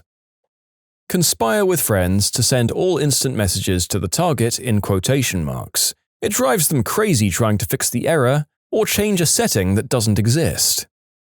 I used to work at my high school's library for my 7th period. All the computers in the lab had a watchdog app that would allow me to take over a computer if necessary from behind my desk at the counter. I was friends with this kid who was a bit younger and was high pretty much all the time. He walked into the lab with his class and sat down at a computer. I checked the names of all those logged in and found his, then slowly began my infiltration. I'd wait for him to look away from his screen, then write in his Word document, "Hello, Matt," next to whatever he was typing. The first time he turned back to the computer, he nearly jumped back from his seat about 10 feet. He then started asking the people next to him if they typed it, and they'd look at him like he was crazy. Then I started getting really intense. I wrote on the Word document, "Look behind you, Matt," and he quickly jumped out of his seat behind him. He asked me who I was and I said, "Who I am isn't important. It's what you've done that matters." He started legitimately freaking out, asked to go to the bathroom and left. I told him later and he was really annoyed. Every time their sports team loses, tie a red balloon to their car. Over time, the stimulus of the red balloon will become attached to the sadness of their team losing in their psyche. Then simply show them a red balloon to reduce them to tears. Aha, the Pavlovian method. There are many ways to carry this out, and all of them are manipulative and cruel. It is a fascinating thing to behold in action, however. Stealing this from the office. If you know someone that has a house phone and uses it daily, or someone at the office with one, every day get in early, take it apart and add 1 penny. Repeat this for months on end until it's a lot heavier than it used to be. Then one day take out all of the pennies and laugh as they smack themselves in the face with the phone. I once worked in an office where there was a legendary feud between 2 managers, Alex and Bill. Alex was an older guy, he was patronizing, arrogant, and had some kind of tenure. Bill was the guy who had to fix Alex's screw-ups. Here's what Bill did. He got sand from outside and sprinkled just a few grains on Alex's chair mat. This made the chair casters grind a little and his shoes slip, which was irritating. Spray a dab of really cheap and pungent cologne under Alex's desk. Alex hated perfume and would complain about it constantly. Replace the handset cord on his office phone with one that was horrendously tangled and overstretched. Gently unplug the plug to the keyboard or mouse. It looked plugged in, but wasn't. Tech support learned to hate Alex's constant calls. The file cabinets we had used a spring to close them automatically about an inch from closing. Bill broke these springs so the file cabinet would never close properly. Later, he angled the cabinet forward by shimming up the back slightly so the lower drawer would roll open at the slightest vibration, hitting Alex's chair, putting bitters in Alex's coffee mug. That crap is hard to get the taste out of ceramic, apparently. Took Alex's legal pads and left them in some humid condition long enough to warp the pages. Unlock the locking mechanism on his office chair back so Alex thought he was falling for a second. Swapped the M and N in Alex's keyboard. Swapped the number pad keys in reverse like a touch-tone phone. Put Vaseline on the tips of the ballpoint pens. Sometimes Bill would just steal stuff out of Alex's desk or swap them with something broken. Alex has a locked office, but Bill had a key to it apparently. Bill was eventually caught and then fired because Alex set up a webcam that snapped pictures and mailed them when it sensed movement. Step 1. Become an excellent pickpocket. Step 2. Specialize in placing things into people's pockets. Step 3. Place things into their pockets while no one is watching. The best things to place are fried eggs, not runny but still a gooey consistency, and a small balloon filled with partially lukewarm water. I call this one the phantom ball bag. My neighbor is a huge freaking jerk, always being loud, yelling at his wife, the dogs, the kids, among others. Always playing his crappy garage rock, blasting it out of the garage so the whole street can hear. My payback for this is that every night I go over to their front yard and move stuff around. His crappy little garden gnomes, his crappy hose, his crappy lawnmower, and his crappy shovel. Just move all of it around a little bit every single night. Every now and again I hear, "Who keeps moving my fricking shovel around?" Haha, sucker. People with a confirmed low IQ. What's it like to be you?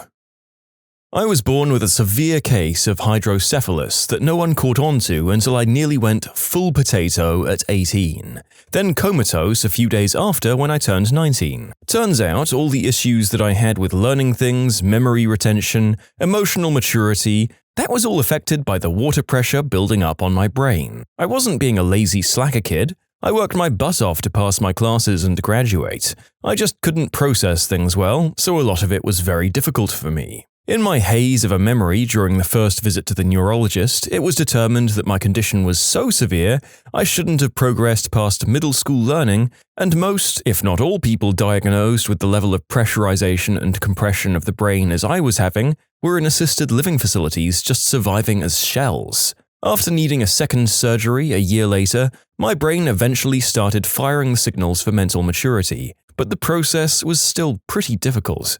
I had to learn how I learned things best. Things didn't process the same way. I've also adapted to overcompensating to make up for the lack of intelligence. Didn't have the work smarter option most times, so I just worked harder. It's been about 12 years since the last surgery, and I've grown immensely during that time as a person. But the fact that I have to work harder to overcompensate is still a huge issue for me. We still don't know how off I really am because no one caught it early enough, and that's really an isolating feeling. IQ of 87 here.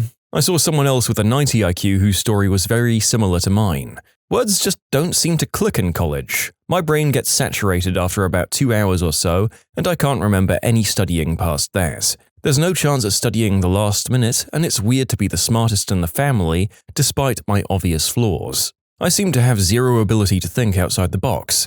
It happens from time to time, and it's extremely satisfying when it does. But mostly, there's no creativity whatsoever. For an example, I played a guitar for years, and could never create a single original riff where my peers could after a week or so. My significant other paints very often and always wants me to try it. I never could even start a painting without a template. In regards to problem solving, in math I used the formula to a T. In language, I followed the writing rules and template on Purdue OWL. The only time where it's a problem in a real-world situation is weirdly physical work. I'll get stuck using the shovel the exact way I was taught without deviation and throw out my back while a peer would turn around for a better angle or use their foot to push it farther into the ground. Lastly, my working memory and comprehension is not very good, which is what an IQ test is based on. This means that when I'm literally at work in my retail job, sometimes I completely forget what I was doing or where I put an object a customer was supposed to get. What the narrator will note is that most of the comments he's reading, like the previous one, are quite well written and grammatically correct compared to a lot of what he has to wade through in this job. Just goes to show you that you never know what someone is working with in the old cranium, and that you should probably check your assumptions at the door. I have a global information processing disorder. If our brains were computers running at 60 frames per second, mine runs around 45 on a good day. Not quite enough to really be noticeable as it might be in some people with Down syndrome for the sake of example, but enough to lower my IQ and cause problems in my everyday life. I'm one of the lucky ones. I can function relatively normally, discounting my autism and the occasional epileptic seizure. However, I'm also fully aware of this deficit and how high my IQ could be. Talking slowly or getting annoyed because I've asked you to repeat something, or pushing me out of the way when I don't react fast enough, that's just rubbing it in. I can't change how well I process information. Believe me, I've asked my doctor about it and other people have tried before. I'm stuck where I'm at in this regard, and it's hard to try harder when I'm already running at 110% just to keep up with the rest of the world. I have an IQ of 90, which means below average. I sometimes see that other people can memorize and understand stuff faster than me. My triplet sister was born with a brain bleed and partial damage to her brain. We were all 3 months premature, and it happened to affect her more than me or my brother. She has a lower IQ and was put in the special education classes in 2nd grade. I'd never consider her to be dumb in any way. We have a very close relationship and we communicate very well. She looks completely normal and there's really nothing wrong about her besides her lower IQ. We live in a narcissistic household and she was obviously dubbed as the black sheep and was bullied throughout school as well. When we were younger, I also ganged up on her with the rest of my family because I thought it was normal at 7 years old. We've definitely gotten closer as we've gotten older and we kinda stick like glue against the rest of our family. We're both very empathetic and kind, and a lot of my other family members are complete bullies, so we seem a bit out of place. She's doing well now that we've finished high school, and she's gotten a boyfriend recently, who seems very kind. She'll hopefully be getting a job soon and moving out by next year. It'll be funny to see her be the first one to move out because everyone said she'd live with my mother forever. I'm proud of her, and I love her. I was given an intelligence test in the 6th or 7th grade. A group of us were given it for some study. The person entering the data into the scoring matrix misplaced a decimal point on mine. They told my mother I had the IQ of a 5-year-old. It took a week for them to figure out the mistake. For a week straight, everyone treated me as different. I was the one who answered the phone when they called with the correction. My family still brings it up 20 years later. I don't know if I'm actually below average, but I have a learning disability. I'm ADHD and I always struggled really hard in school. I'd stay up all night studying my butt off only to make either a D or an F, sometimes a C if I was lucky. I mean, I really studied. I felt like as an adult it's been a bit easier to learn some things now that I don't have the pressure of tons of schoolwork and teachers assuming I'm lazy and telling me to try harder. I've taught myself how to keep a budget really well. I've taught myself how to start a reselling business and even track my expenses. I feel like I function all right, but I'm very intimidated by a lot of things that I'm supposed to do as an adult. Anything to do with taxes really scares me, because I'm terrified I'll mess them up somehow. I'm really shy in conversations because I have trouble pulling the words out of my brain to explain how I feel about a subject. If I'm writing out what I want to say, I can do it pretty well. But speaking is very intimidating. I have a lot of opinions on things and I love to learn different viewpoints on things, but I'm terrified of someone trying to debate me or have a conversation with me about any of those things, because I don't really know how to repeat anything I've learned. I just have it stored in my brain and can't put it into words easily. Basically, it's contributed to a lot of my social anxiety, and I have a major inferiority complex. I'm 30 years old and I feel like such a late bloomer in every possible way. My mum at my age was already married with 2 children and fully established in her life. I'm nowhere near that point. I'm just now learning the basics of being an adult. I feel like all of my 20s was an extension of my teenage years. I feel embarrassed of myself, honestly. I wasn't qualified for the normal school, but they let me go anyway to, quote, try it out. I remember the admission IQ test. I knew it was a test and thought there must be some kind of secret bonus answers, like the cube might fit in the triangle somehow, since the sides of the cube are smaller than the long side of the triangle. I'm not smart. There's quite a few times I miss what might seem like obvious details. Overall, I've done okay, though a lot of things have been more stressful than they should have been because I'm constantly second-guessing myself. That has been something that's occurred a lot to the narrator. Just the assumption that you aren't as bright as other people could probably be a major handicap to some. We're pretty well aware of the effect that confidence can have in all manner of activities, and second guessing can really hinder our operating abilities. Going into something feeling like you might be too stupid to succeed is already a major hobble. One of my brothers has always had a slight mental disability. Maybe you could say below average intelligence. But the things he takes interest in, he often thrives with. However, he can struggle to understand things that others would consider almost common sense. He was never diagnosed with anything, or there was never a clear label. I think the worst thing my siblings and I were ever told was that he had some sort of mental disability. Because growing up, we were only 2 years apart. For a long time, we were best friends. Essentially, we were Irish twins. Suddenly, he had something wrong with him.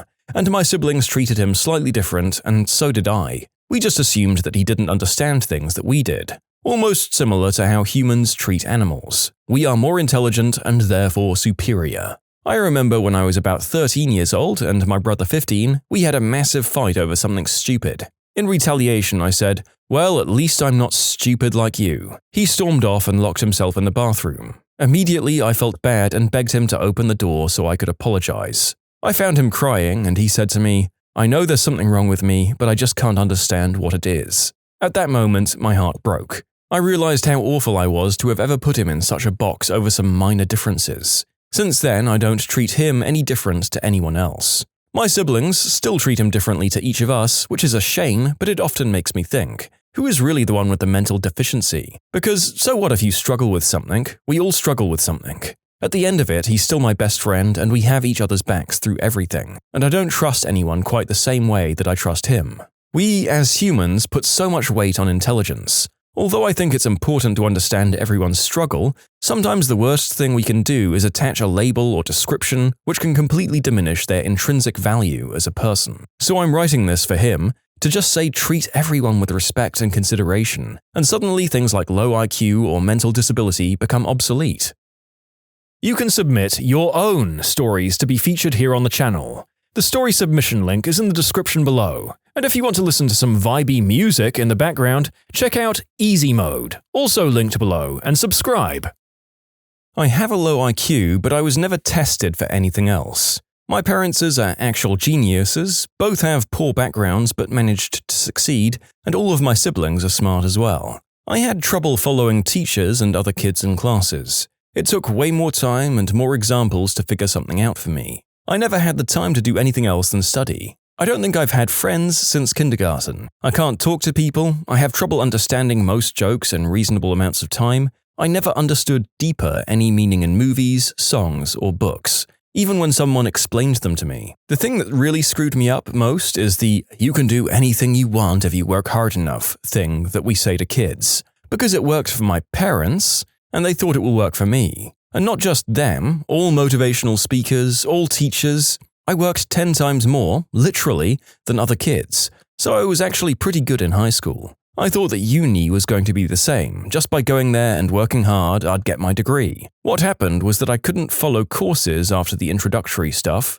and I somehow passed the first year but was kicked out after the second year because my exam results were so bad. I developed several sleep disorders, several addictions, and I'm in huge debt as a result of my 2 failed years in uni. I can't even get my driver's license. There are too many things on the road to keep track of. I'm not good at anything. At home, I repeated what we did in school and did my homework. It took me ages for things that other people found trivial. I don't care what I do. I would do anything I'm capable of doing and that pays me enough to rent my own room.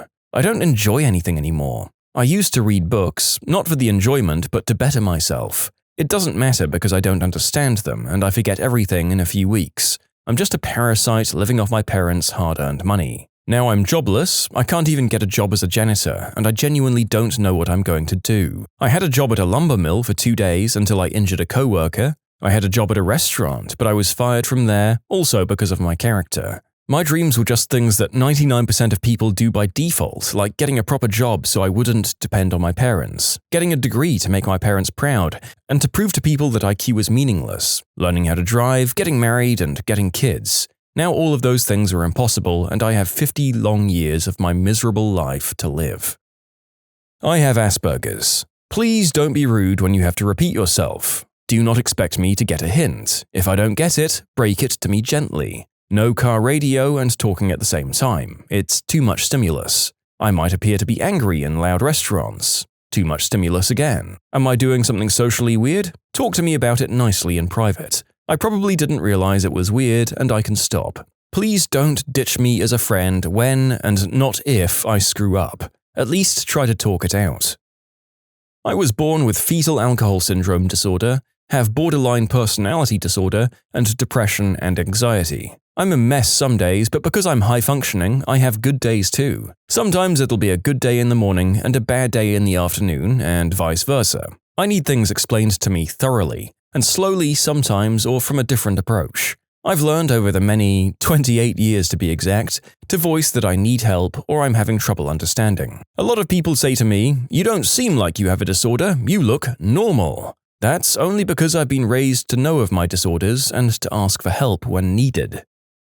I learned to read novels before I started school at 4. I just got things and excelled to the point that I was bored. Then I was punched in the head. In my 30s now, I'm still trying desperately to get into university but getting knocked back constantly. I can't retain information I hear and I'm slow to process it sometimes. I'm talking days. I'm really a visual-only learner. I'm poor, will never own my own house because I can't get a job that pays well enough to save, I have no friends and no connections.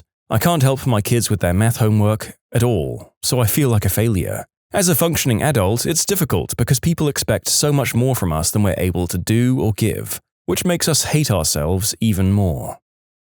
I'm very autistic and have ADHD and an IQ in the 70s, so it's kind of a mixed bag. I have a great memory for facts, so I did do well in grade school. I even got into advanced classes. But as an adult, I'm really struggling. I don't learn very easily and I don't take instructions well. I can get lost in familiar places. I can't play complex games and I get really confused by a lot of things, even normal things, like folding towels. I come across like an airhead and I can be explained to in children's terms how to do something, and it takes me at least 3 times every single time. And this isn't just every time I do something new, I mean literally every time I do it. It's very frustrating, because I'll say I'm not smart and people will be like, "No, don't say that, you're smart." But the thing is, I'm not even sad about being dumb. I have other good qualities. I'm funny, I'm pretty, I'm kind. I'm so sick of people acting like intelligence equals worth when that's not at all the case. I'm okay with being slow. Don't pretend I'm not just to make me feel better.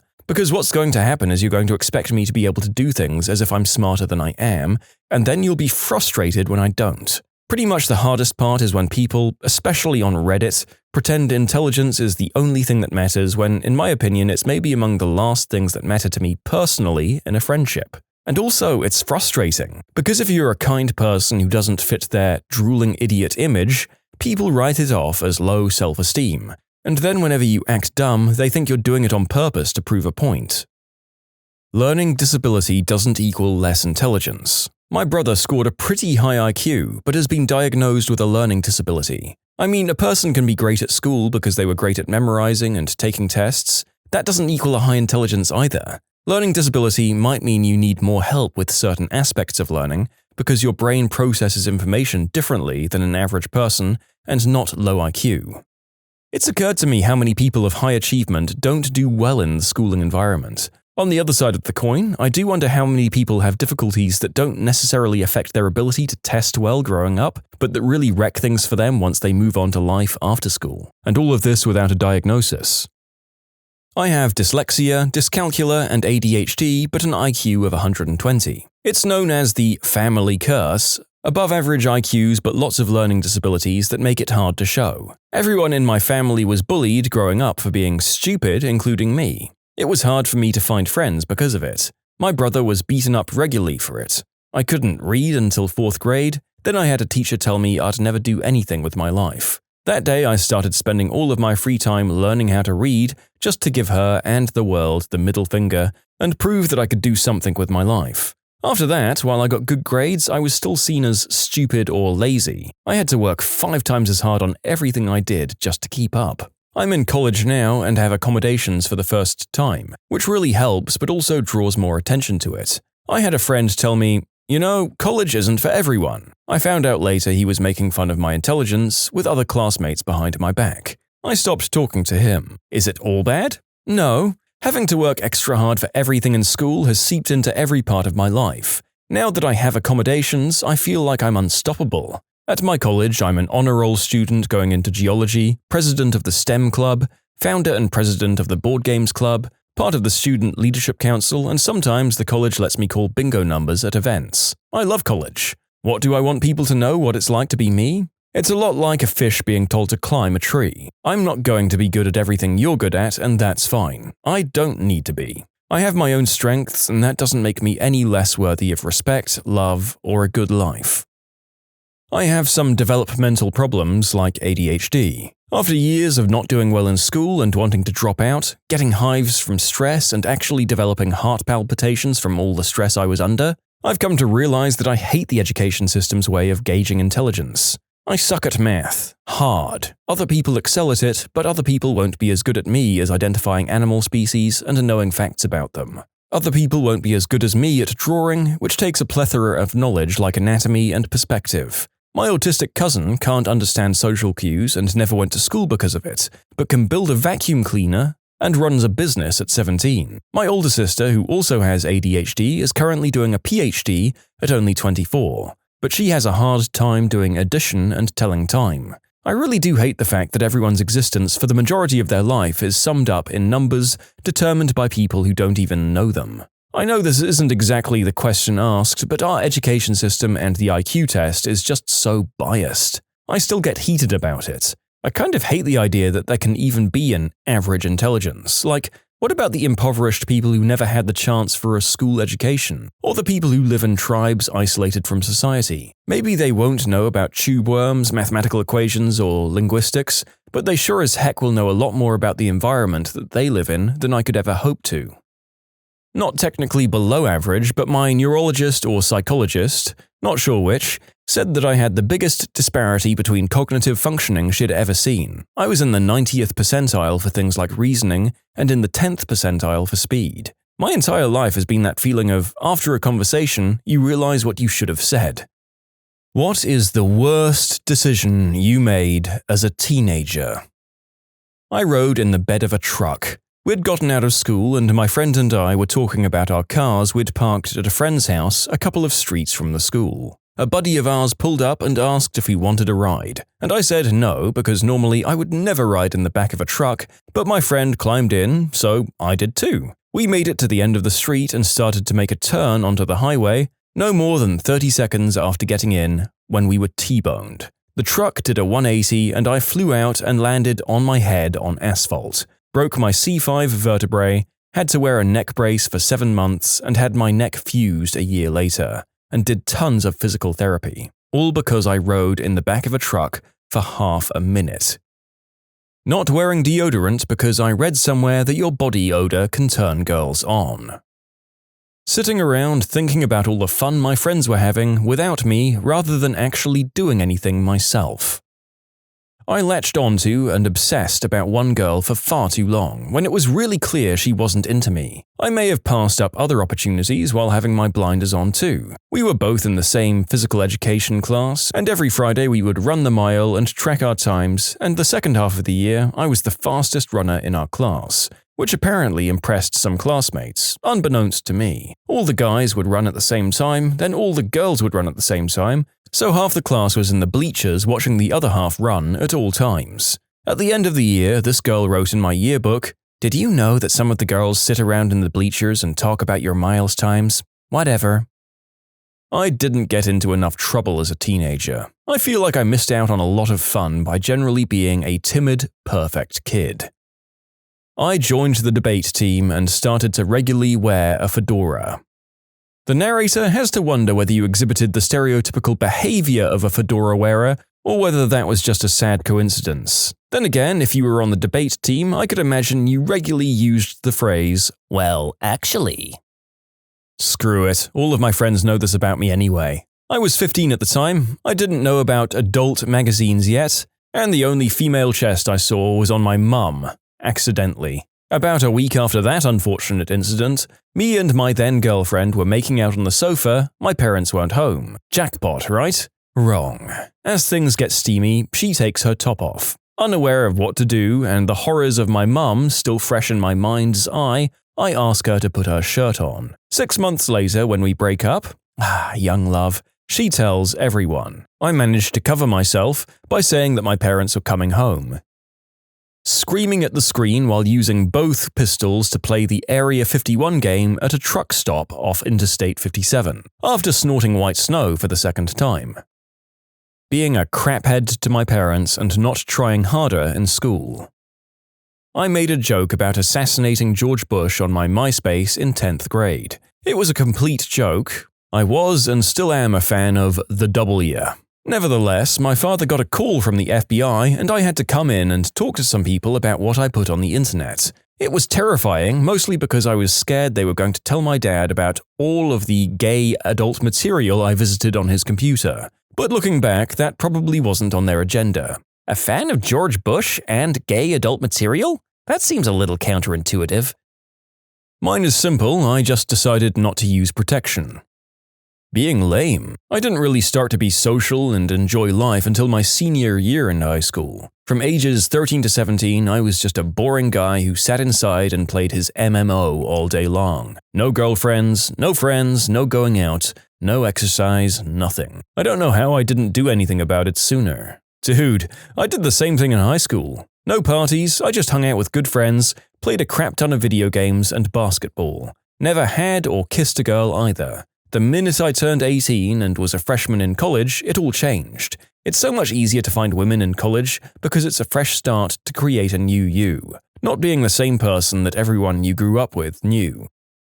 Breaking up with my girlfriend in senior year because I wanted more time to smoke green herb. Being too shy to establish a large network of friends. Coach not putting me in. We could have won state. I could have went pro. When I was about 17, I got a piercing on my chest from a guy in the back of a van for £10. That was not my smartest moment. Also, Matt, just skip this comment, pretend it never happened. If you tell any of our mutual friends, I might let slip about you searching for adult material on YouTube. I got married. Womp womp womp womp.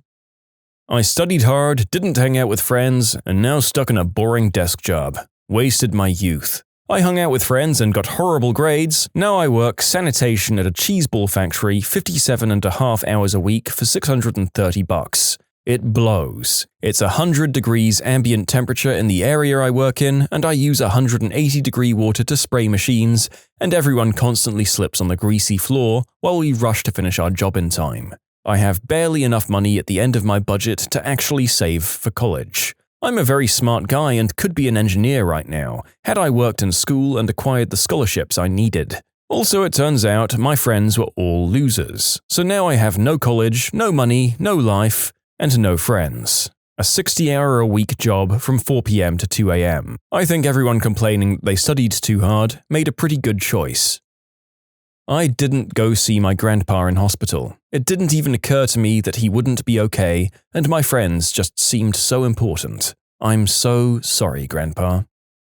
I didn't ask out the girls I liked. Now that I'm out of school, it's so hard to meet girls. Set a cop car on fire with a bunch of friends. I started smoking when I was 15. I spent 20 years addicted to cigarettes and 6 addicted to nicotine gum. I finally kicked nicotine 4 months ago. What a colossal waste of money and time. Stealing money from my grandparents to fuel my white snow habit. I've learned to handle my problems through therapy and medication, but now, more than 10 years later after I stopped, I still have disgusting large scars from my wrists to my elbows that people also find equally disgusting. I can't date anyone because the scars scare them off. Often, strangers point them out, rudely. Yes, it's my fault, and I wish to God I could afford surgery to fade the scars so people could see me as normal. What I did to myself is so freaking lame, especially when you're a real adult. Please don't do it. So, half of the comments are along the lines of didn't work hard enough, only thought about partying, now screwed without a job, and the other half are studied too much and didn't have a social life and now screwed without friends. What do I choose? It almost seems as if finding a balance between the two might be ideal. Or you could just do what the narrator did and neglect both of those aspects of high school and play many hours of video games instead. Don't recommend, to be honest. Getting engaged. Fortunately, I realized my mistake before the knot was tied, but still. The breakup would have been so much less traumatic if I hadn't had to return a ring and a dress. Not enjoying high school because of a relationship. Being too self-conscious to go out and have fun, dating the same guy all throughout high school instead of trying new things, procrastinating so much that I got really average grades, and not getting a job so that I could buy a car. Also, not learning to drive. Mine was telling Reddit that I was a teenager. Not giving a crap about my grades. I mean, I knew the material, I knew how to do it, I just didn't do it. Got caught drinking at a company Christmas party when I was 18. I was a server at Outback, making roughly $700 a week while going to school. Got fired, didn't know what to do, so I joined the military. Now I'm back in Afghanistan again. I'm still a teenager and I'm checking these stories from others to help give me advice for my future. Though to contribute, I haven't done much yet. The worst thing I did was cramming. I got so used to it that until now, I let my homework pile up, and when the deadline was coming, I actually waited for the latest possible time to do the homework and end up sleeping very late. Yep, every time. While I was in high school, I used to smoke the wacky tobacco frequently. Skip ahead a couple of years, I moved in with my dad, who I'd just met months prior, and I'm going to a new school. I decided to buy some green herb and smoke that to relieve some of the stress I was having. It had a very negative effect on me, and I experienced some kind of blackout and panic attack. I woke up in the nurse's office with no clue how I got there and paramedics all around me. Skip ahead to later, I ended up dropping out of school because of the panic disorder I developed. Now I can't go around any kind of smoke. It triggers the blackouts. I frequently have miniature attacks. I convinced myself the Mary J was laced with something, so a few years later I decided to try it again. I was quite wrong. I have a reaction to it, and a bad one. I woke up in the hospital for a second time. I regret that I didn't take a gap year before starting college. Not taking advantage of it. Instead of chasing tail and getting into a good college, I played video games, nerded out with my friends, and kept my V card. Besides that, I really wish I could have joined the Navy when I'd planned to join. I'd be out right about now, and I'm considering that option again. You can submit your own stories to be featured here on the channel. The story submission link is in the description below. And if you want to listen to some vibey music in the background, check out easymode, also linked below, and subscribe. Believing that no one would like me anyway. Staying inside the whole day. The day I graduated, that one girl came up to me with teary eyes and cried onto my chest while hugging me. I didn't get it. I was cold and turned her down with some words I can't remember. I never met her again. I don't even know her name. I was out celebrating my 18th birthday a couple of years ago. An unmarked narc car pulls up as I was walking home with my significant other. They were being jerks and ended up taking me to the station. The whole time they were telling me how they also locked up my friend and were going to have their way with her when they finished with me. I then told them to let me use the bathroom, but they didn't allow it. So I stood up, still cuffed to the bench, and posed as if I'm going to go on the floor. The cops jumped up and escorted me to the bathroom. Once we got in, they surrounded me and one of them punched me. Fighting ensues, I break someone's kneecap, got taken down by 5 cops, and got tased. Fun night. In short, breaking a cop's kneecap. Got a year of probation. Smoking Mary J that led to me being expelled my freshman year from my private high school. Really screwed stuff up. I screwed up as well. Got expelled 3 months before I graduated. Obviously I did something wrong, but doing that in a small town where ironically almost everyone smokes green herb is a big deal apparently. And 2 weeks later some wrestling kids got caught with worse than what I did and only got 2 weeks suspension. I'd never been in trouble until then, but stats and money looked better for them. It ended up putting a strain on my 4-year, sometimes long-distance relationship, and 2 months ago she left me 2 months before I was supposed to move in with her. I freaking love that girl so much and I'd do anything for her, but I simply can't. It kills me every day. Dating one of my best friends. It ended terribly, lost someone who was a good friend at one point, put up with hell for longer than I wanted to. On the bright side, I learned more about myself and won't make that mistake again. The narrator would like to say that dating one's best friends can be a good decision. It's just a high-stakes one for most people. But then again, some of us are capable of sleeping with our friends and if anything, being better friends after it ends. So take this author's lesson with a grain of salt. Attempted for a short moment to act like an emo, then stopped and moved on with my life. That was a better idea. Emo kids, that takes me back. I used to be a security guard at a somewhat fancy mall in an upscale part of town. We had a problem with the teen population congregating there. Mostly it was emo kids. Up and down the mall, they'd be everywhere, stalking around and trying to look depressed. It's not like they were threatening in any way. Many of the store managers blamed them for hurting business, though. Many of the older shoppers, the ones that actually spent money, started migrating to a different mall across town. So the mall I worked for instituted a new policy. No teens could be at the mall, except for the movie theater and nearby food court, unless they had an adult with them. The first few weeks of this policy, I spent most of my time finding emo kids and kicking them out. Within a few months, most of the older shoppers returned. Still, it was one of the lamest jobs I've ever had. Not trying out for the football team. Seems like a brotherhood, and I bet I would have released a lot of teenage angst either knocking people down or getting some brain damage. I did this going into my freshman year of high school. I was a doughy, uncoordinated, dorky kid, but I wanted to reinvent myself as a jock going into high school. It kinda worked, but the jocks never accepted me even though I'd gotten lean and into shape. I was never any good at football, so the coaches rarely put me in games. So all it ever was a very involved workout program for me. It did make a man out of me in that I learned how to take physical punishment and keep on toiling despite discomfort. In the end, I stuck with it until my junior year when I said screw it and switched to cross-country. That made me way happier. I let my depression get in the way of my education. I never told my parents. I'm sure they would have helped me, which in turn could have helped my grades. Oh well, C's get degrees. Doing substances in high school would have been fun as crap. I was sober for over 18 years. Worst decision I made as a teenager was to start smoking cigarettes. I started the summer between my 8th grade and freshman year when I was 13 years old, and quit when I was 30, kinda. Being obsessed with finding the one in my teenage years. Should have had more fun in those relationships instead of obsessing about settling down. Not wearing a jimmy. I got lucky, no kids, no diseases, but I still wonder if I might have a kid that I don't know about, and if I don't, it was just because of dumb luck. I did nothing to protect myself from transmitted diseases or knocking someone up, and I would screw anyone who'd hold still. Stupid, stupid, stupid. Kinda seems like you're humble bragging about having a whole bunch of unprotected fun with loads of women. Can I just say as a teenager, this thread is really useful. 50% of you say, screw it, I worked too hard.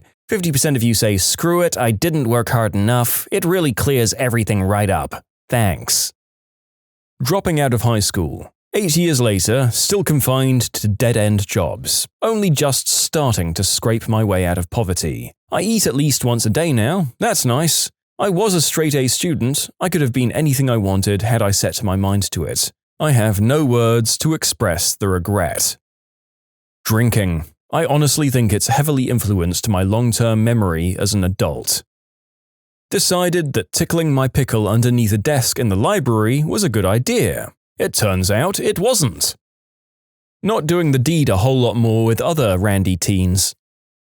It's more about what I didn't do. I didn't make an effort to have friends, lose weight, or date. I just assumed it would all come to me and just happen, but nothing did. I'm very pleased with all the traveling I did though, road trips and stuff.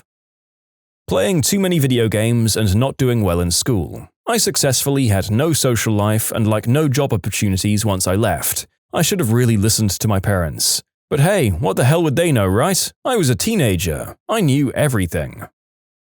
Ignoring the advice and help offered by my mum in regards to eating healthy and exercising. Years of bad posture, zero fitness, and horrible diet takes a long time to correct. Well, I can't in all honesty put that missed opportunity just down to being a teenager. I know many people who live into their 50s without ever doing those things. Granted, they tend not to live much longer after that, but maybe that's to be expected. I put my eggplant in crazy. No teenage regrets, nothing but regrets from 18 through 28 though. Stealing my grandfather's codeine while he lay dying in the hospital because I was an addict. Sorry, Papa.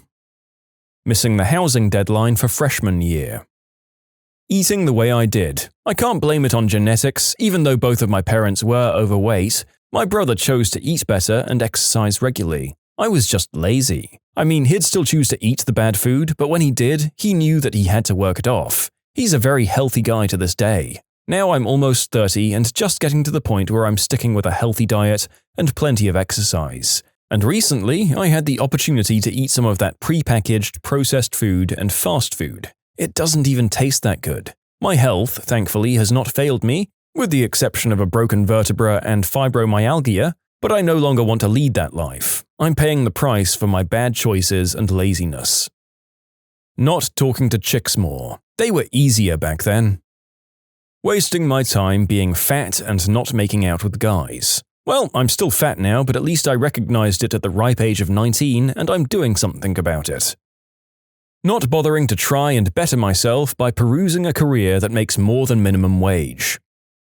Got fired from a job because I continually went in blazed. It still keeps me up at night from time to time.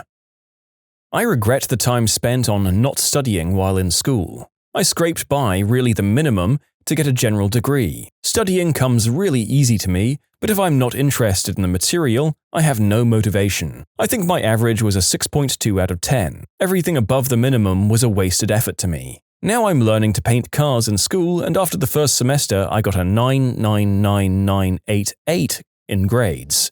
All of these out of 10. Being interested makes all the difference. Can't wait for summer to be over. It's quite the opposite from what my views on school were. I might go to a university sometime in the future, but for now, I'm loving it. I started college at 17. I picked out a local college because I wanted to stay close to a boyfriend. You all know how that works out. I regret caring too much about what other people thought of me. Being afraid to socialize outside of the classroom. When I was 17, I had my first three-way and got both girls pregnant. RuneScape. Wasted 3 years on RuneScape. Sent the famous UK magician Paul Daniels some pretty bad emails. Not my smartest move sending it from the school network. He was a bona fide C-word though. I regret not having fun. A lot of family issues started happening when I was a teenager and I moved around a lot, so I didn't really have any friends and stopped trying to make new ones. Liking anime. Also, telling people I liked anime. What moment made you realize, oh, that's why I'm single? I was bored one night, so I went out and bought some industrial strength balloons. Came home and spent like 4 or 5 hours learning to make balloon animals. In the afterglow, surrounded by my little rubber friends, I wondered what the heck I'd just done. A little while back I saw a beautiful girl, just drop-dead gorgeous, and it suddenly hit me how much effort she'd put into it. The clothes, the makeup, the hair, not to mention the probable workouts and dieting, and I realized that if I wanted a girl like that, I had to put in the same effort. Since then, I've been intermittently single rather than completely single. Just this morning, I realized I've been washing my clothes with Cascade dish detergent for the past few months.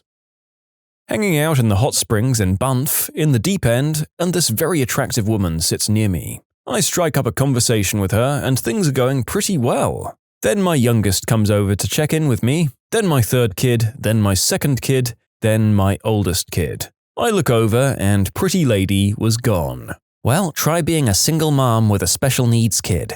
I might as well have flamethrowers instead of chesty bits and a double-headed Johnson. My job title on Facebook said Dragonborn for about 2.5 years. That might have been it. Finally alone with a cute girl I've been crushing on since orientation week of university. We're in the basement of a campus building, cleaning out a storage room for a student group. I'm desperately trying to make interesting conversation, and being the smooth ladies' man that I am, I bust out this line. So, do you think there are any security cameras down here? Catching my reflection in the TV after I'd dropped the spoon on the floor and had just started waggling my finger around in the Nutella jar to get the last bits out. Don't be too hard on yourself there. I think everyone's had that moment where they see a grotesque reflection of themselves eating food. I think for people in relationships, the thought is just usually more along the lines of, how am I in a relationship when they see these? On Valentine's Day, I photoshopped a picture of a date, the fruit, to look like it was on fire and posted it to Facebook saying, "Got a hot date tonight." I sat down at my record player with all of my 45s and posted a picture on Facebook saying I was hanging with a bunch of singles. I feel like we should be friends. If we could somehow combine both of our puns into hot singles in your area, we'd be kings. Or idiots. I was on a date and had an itch on my chin, so I scratched it while talking to her, and it turned out to be one of those zits that just bleeds and bleeds. I usually have to show my newly acquired skills to someone. I can proudly put the following thing on my resume. Pretty good with a yo-yo. Can solve a Rubik's Cube. Can make balloon animals. Pen spinning. Can make the whole Q-tip disappear in my nose. Can almost swallow a whole hot dog without puking all over self.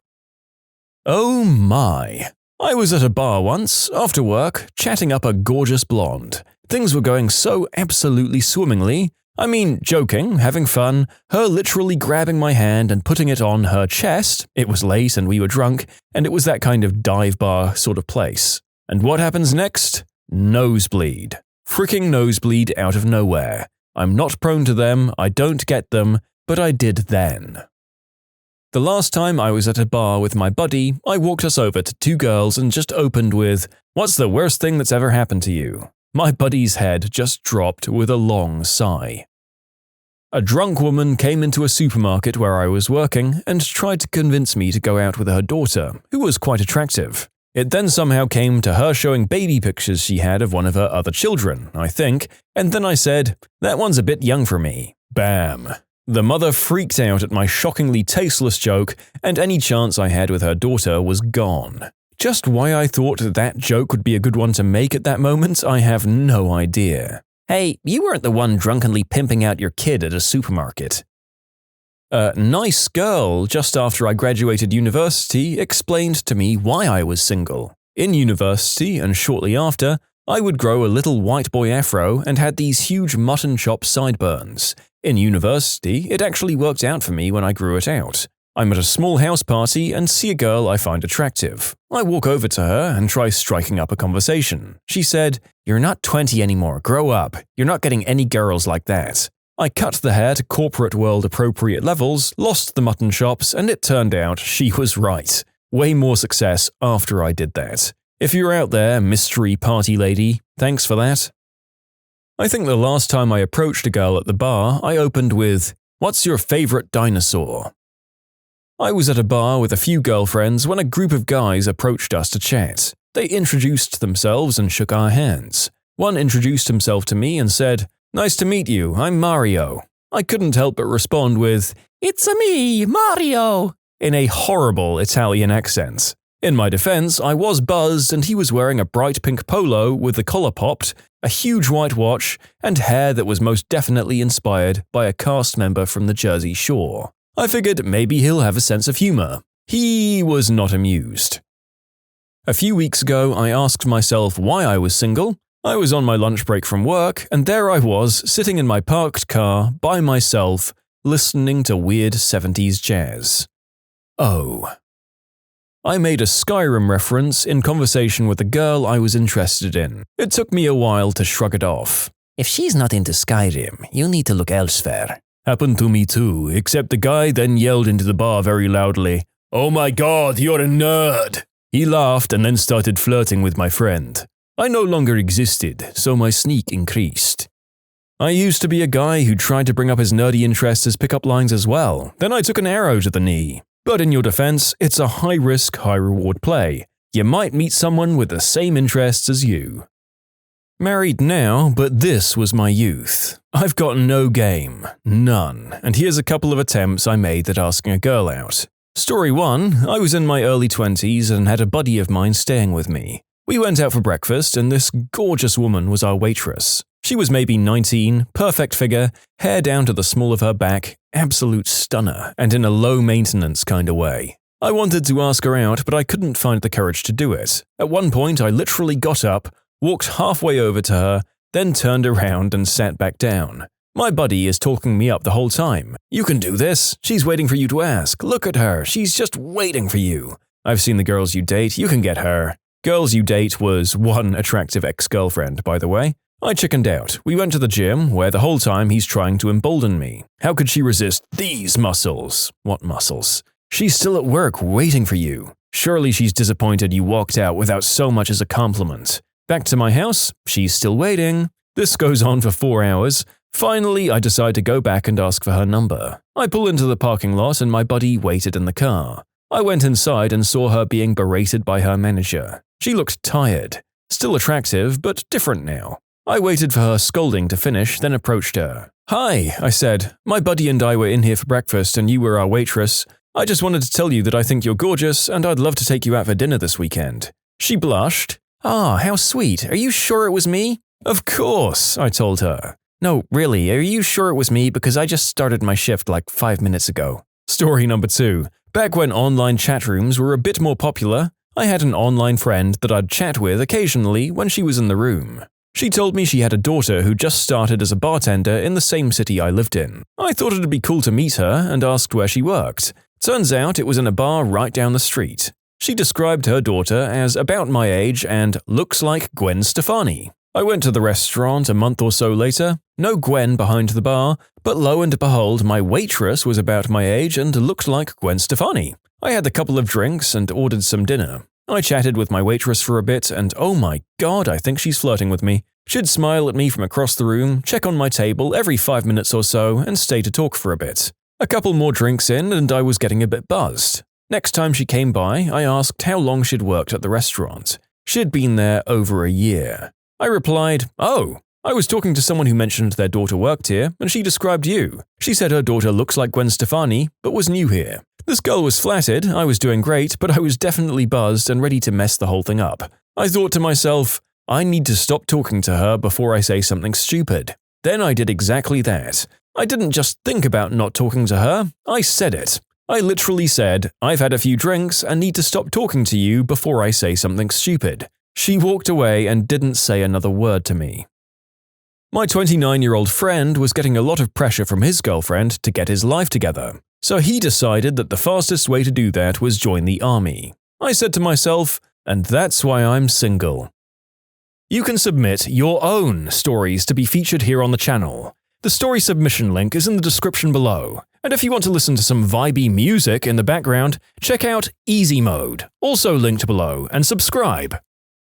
Went to a party with an extremely hot girl who was completely into me. I stepped out to smoke and somehow started talking to the 65-year-old neighbor over the fence. Ended up getting drunk with him on the back porch talking about life and crap until about 3 a.m., and she had already left when I went back inside. Priorities confuse me sometimes. To finish the story though, after I noticed she had left, I convinced Bruce, the neighbor, to come inside and hang out as the party was still going. Ended up getting him to play beer pong, and man, he was a frickin' ringer. We ended up running the table for like 7 or 8 games. The best part was when we finally lost, we stepped out with a bunch of friends to smoke, and he was the one person everyone wanted to talk to. He was seriously now the most important man at the party. Right before he left, he kinda pulled me aside, gave me a great big hug and told me thank you for the best night he'd had in 20 years. I'll never forget you, Bruce. You're the frickin' man. I just stare at them and don't have the stones to start a conversation with them, minus the simple hello. I mean, you're one up on where the narrator used to be. Not that I think staring is a good thing, but I think the moment I realize someone is hot, I stare fixatedly anywhere but at them because I'm worried about being caught taking a perv. I don't really leave my room much. Excluding classes, I don't ever really feel the need to go out. I just play Steam games and hermit myself away. Who knows, maybe one day a boyfriend will fall out of the ceiling. One night I met up with an old college friend in Manhattan for some drinks. We met up with a couple of her friends later that night and headed to her studio apartment at around 2 a.m. We get to her place and I ask to use the restroom. Then one of her friends says, "God, my boyfriend is so cute." Not as cute as my name. "Shush, he can hear you." Yes, I can hear you. I come out of the bathroom and immediately try not to make eye contact. I play with her chihuahua for 10 minutes while the Yankee game encore is playing on the TV. Her friend falls asleep on the couch and then she, my interest, looks at me. "Come over here and sleep for a bit." No, I can't. My car's parked at the street where I have to move it at 6 a.m. and that's in like a couple of hours. "Don't worry, I'll wake you up." No, I'll just stay awake. "You sure?" "Yep." An hour passes by, I wake up her friend who's sleeping on the couch and give her a ride home. I get home at around 7 a.m. and think through my life choices over a J and a cold one. In short, I didn't want to get a parking violation. That's why I'm single. So you see, what I did was write a whole new scheduler which now runs multiple threads in parallel. What I do first is calculate the number of records read from the database in the last hour, divide by total records, and they always increase BT_dub to create a number of threads. Then it loops through that many times and does that thread thing. I can positively say that I increased processing time by X times. That was my response to, "What do you do in your firm?" asked by a pretty girl in the bus whom I had a chance to chat with. I'm not a very smart person. I've sworn off dating till I'm employed and making a living wage again. In my current state, I wouldn't be a boyfriend. I'd be a burden. Not going back to the dating pool until I'm the kind of guy I wouldn't mind seeing my own hypothetical daughter date. Gather round, it's story time. This actually happened some time ago, still living at home with my parents. I was about 16 at the time. So my mum comes home one day and tells me she found a little purse someone apparently forgot at a department store. I still remember what it had in it. I took it, opened it. It had like $20 in it, some lip gloss, some school ID, and a piece of gum.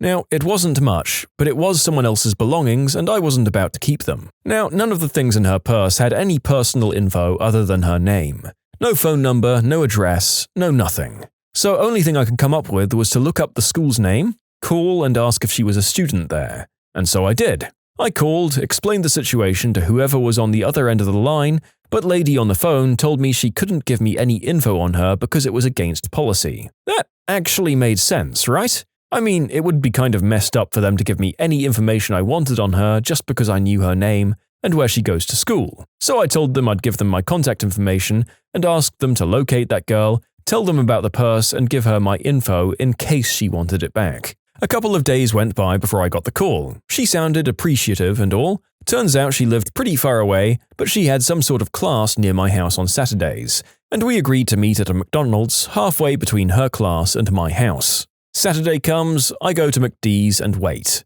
I didn't wait long for her to show up, and when she did, she seemed really happy and thankful. She told me I could keep the money if I wanted to. All she really needed was the school ID card. I said no, of course. I told her that it was her money and that it didn't seem right for me to keep it for any reason. She thanked me again and said, she said, "Well, if you won't take my money, let me at least buy us some ice cream." I said no again. Again, I told her it would feel wrong to have her spend money on something I did just out of being a nice guy. I remember her sounding disappointed when she said, okay. So I said something to the effect of, "All right then, see ya."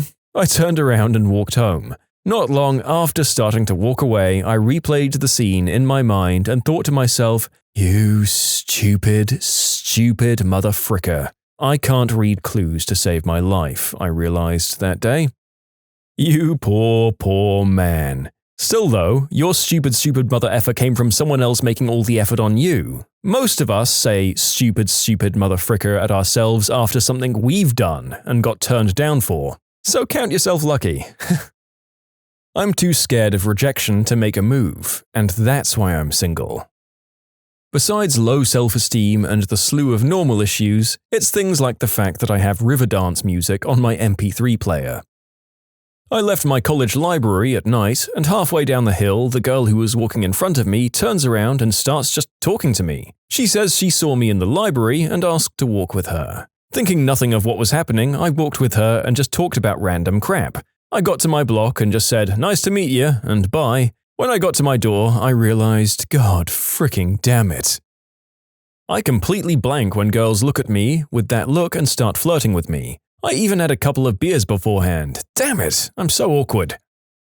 About 5 minutes after I've been talking to a girl, my reaction usually goes something like this. "That was nice," followed several seconds later by me reliving every potentially awkward thing I might have said and done. I'm a 22-year-old guy. I was at a bar one night and this gay guy came up and asked if he could buy me a drink. I politely declined and explained that I was batting for the other team, but it sparked this entire discussion that I was actually interested in having. I'm generally interested in exploring other people's perspectives on things. While we were standing there talking, a small blonde girl walked up to me and said, "Hey, I like your face," and I nodded at her and said, "Thanks, you too," and went right back to my conversation. The guy I was talking to stared at me completely flabbergasted and said something to the effect of, "Are you sure you're not gay? 'Cause you just crushed that poor girl." So basically, I'm completely oblivious to the world around me. Because I won't settle just to have a significant other. I'd rather be alone than with someone I'm not truly happy with. I'm in an engineering school. We can use this as an excuse? Great, now I can stop not trying so hard. I was PvPing with some people from my guild when a fairly hot guy texted me and asked if I wanted to see a movie or hang out. I didn't bother responding because we were neck and neck in the match and I didn't want the distraction. Okay, my sad answer is working on not being in love with my best friend. That one's actually going pretty well. But my fun one? A couple of years ago, I was out to dinner with some friends. There was a nice little group of us and they'd collectively decided to play the part of my wingman. Yep, I didn't just have one wingman, I had a frickin' squadron. Well, our server that night was a really cute waitress. Funny, quick, really doing a good job. My squadron had zeroed in. They were talking me up all night, complimenting her. It was to the point where all I had to do was say, "Hey, let's go out sometime." That's what I should have said. Sadly, that is not what I said. I didn't actually say anything so much as yelled, "Pretty women scare me!" At which point I put my head on the table and kicked myself. She was super embarrassed as well, both of us red-faced. The rest of the group took a second to process what happened, and then they just started laughing their butts off. If they weren't sitting in chairs, they'd have been rolling on the floor. It was one of the more memorable times when I had a, "Yep, that's why I'm single" moment. Apparently, telling a woman she looks tired is universally an insult. Whatever, I don't care, and you do look tired. Mine was when I laughed at my ex-girlfriend's tearful story of her mum's cancer scare. To be fair, she believed God had turned her mum's ovarian cancer into a baby. I tooted my dog awake last night as I was watching Olympics and Twitch plays Pokemon. It was a glorious 20-second butt trumpet followed by a full minute of deep belly laughing. Although I would routinely do the same around my ex and Dutch oven the bed.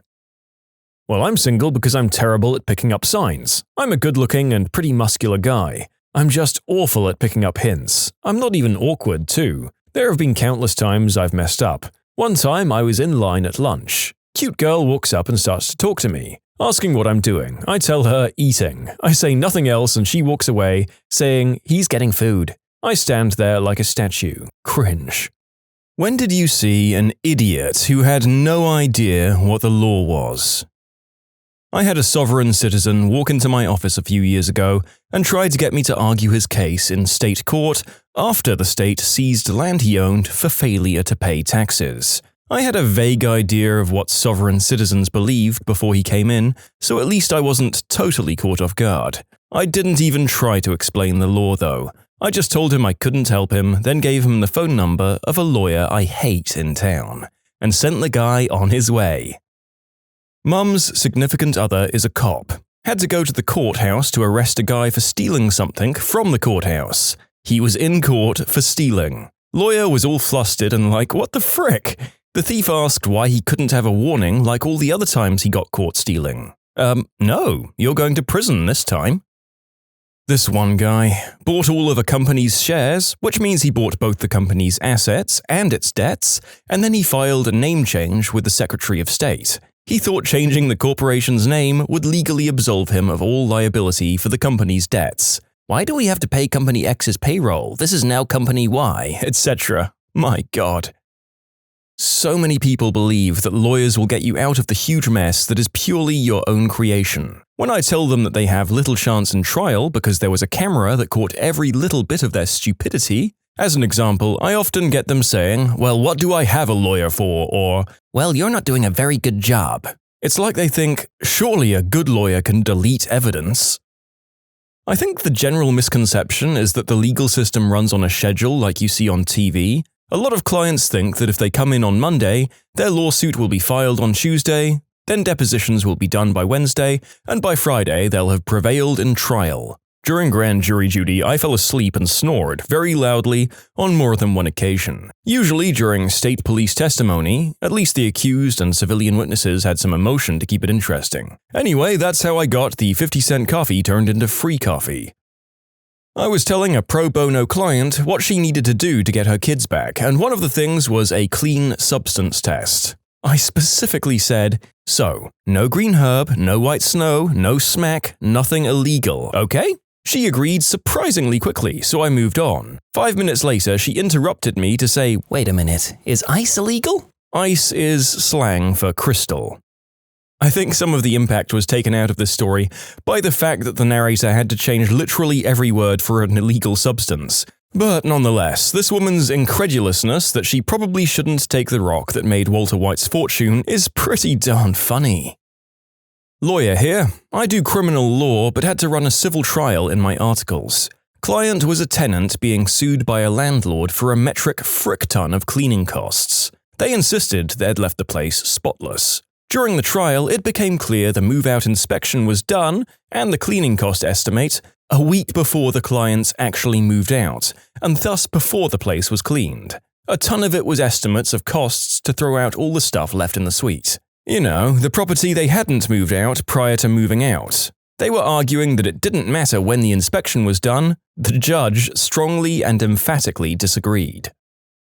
I did intake and investigation for a law firm for about 4.5 years. Duties included interviewing the client, figuring out if it's a case the lawyer will want, sending along or getting paperwork started if it is, among other things. So, I get a call from this guy. He was calling about a dog bite case. Easy stuff, we always take those cases. So I start interviewing him to get details. It's pretty standard at first, injuries from the bite, medical treatment received, date of injury, and then I get to asking, do you know the at-fault party and was a police report filed? I should know her, she's my wife.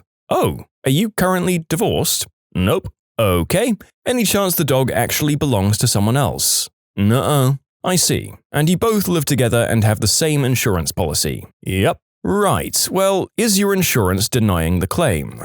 Nope, I just want to sue the B-word. Lovely, sir. Are you guys legally wed with a marriage license and everything? That's right. So I tell him we can't really help him there because, well, in essence, he'd be suing himself. We'd be pursuing her insurance and assets, which are, technically, also his insurance and assets. The insurance company was paying the claim just fine, so he couldn't file for an insurance dispute. I even let him know that, to be perfectly technical, he was bit by his own dog. Nah man, her family is rich. We can sue her family, man. Does her family own the dog and did it happen on their property? Nope, but it's their fault for raising the witch. Getting him off the phone was a pleasure.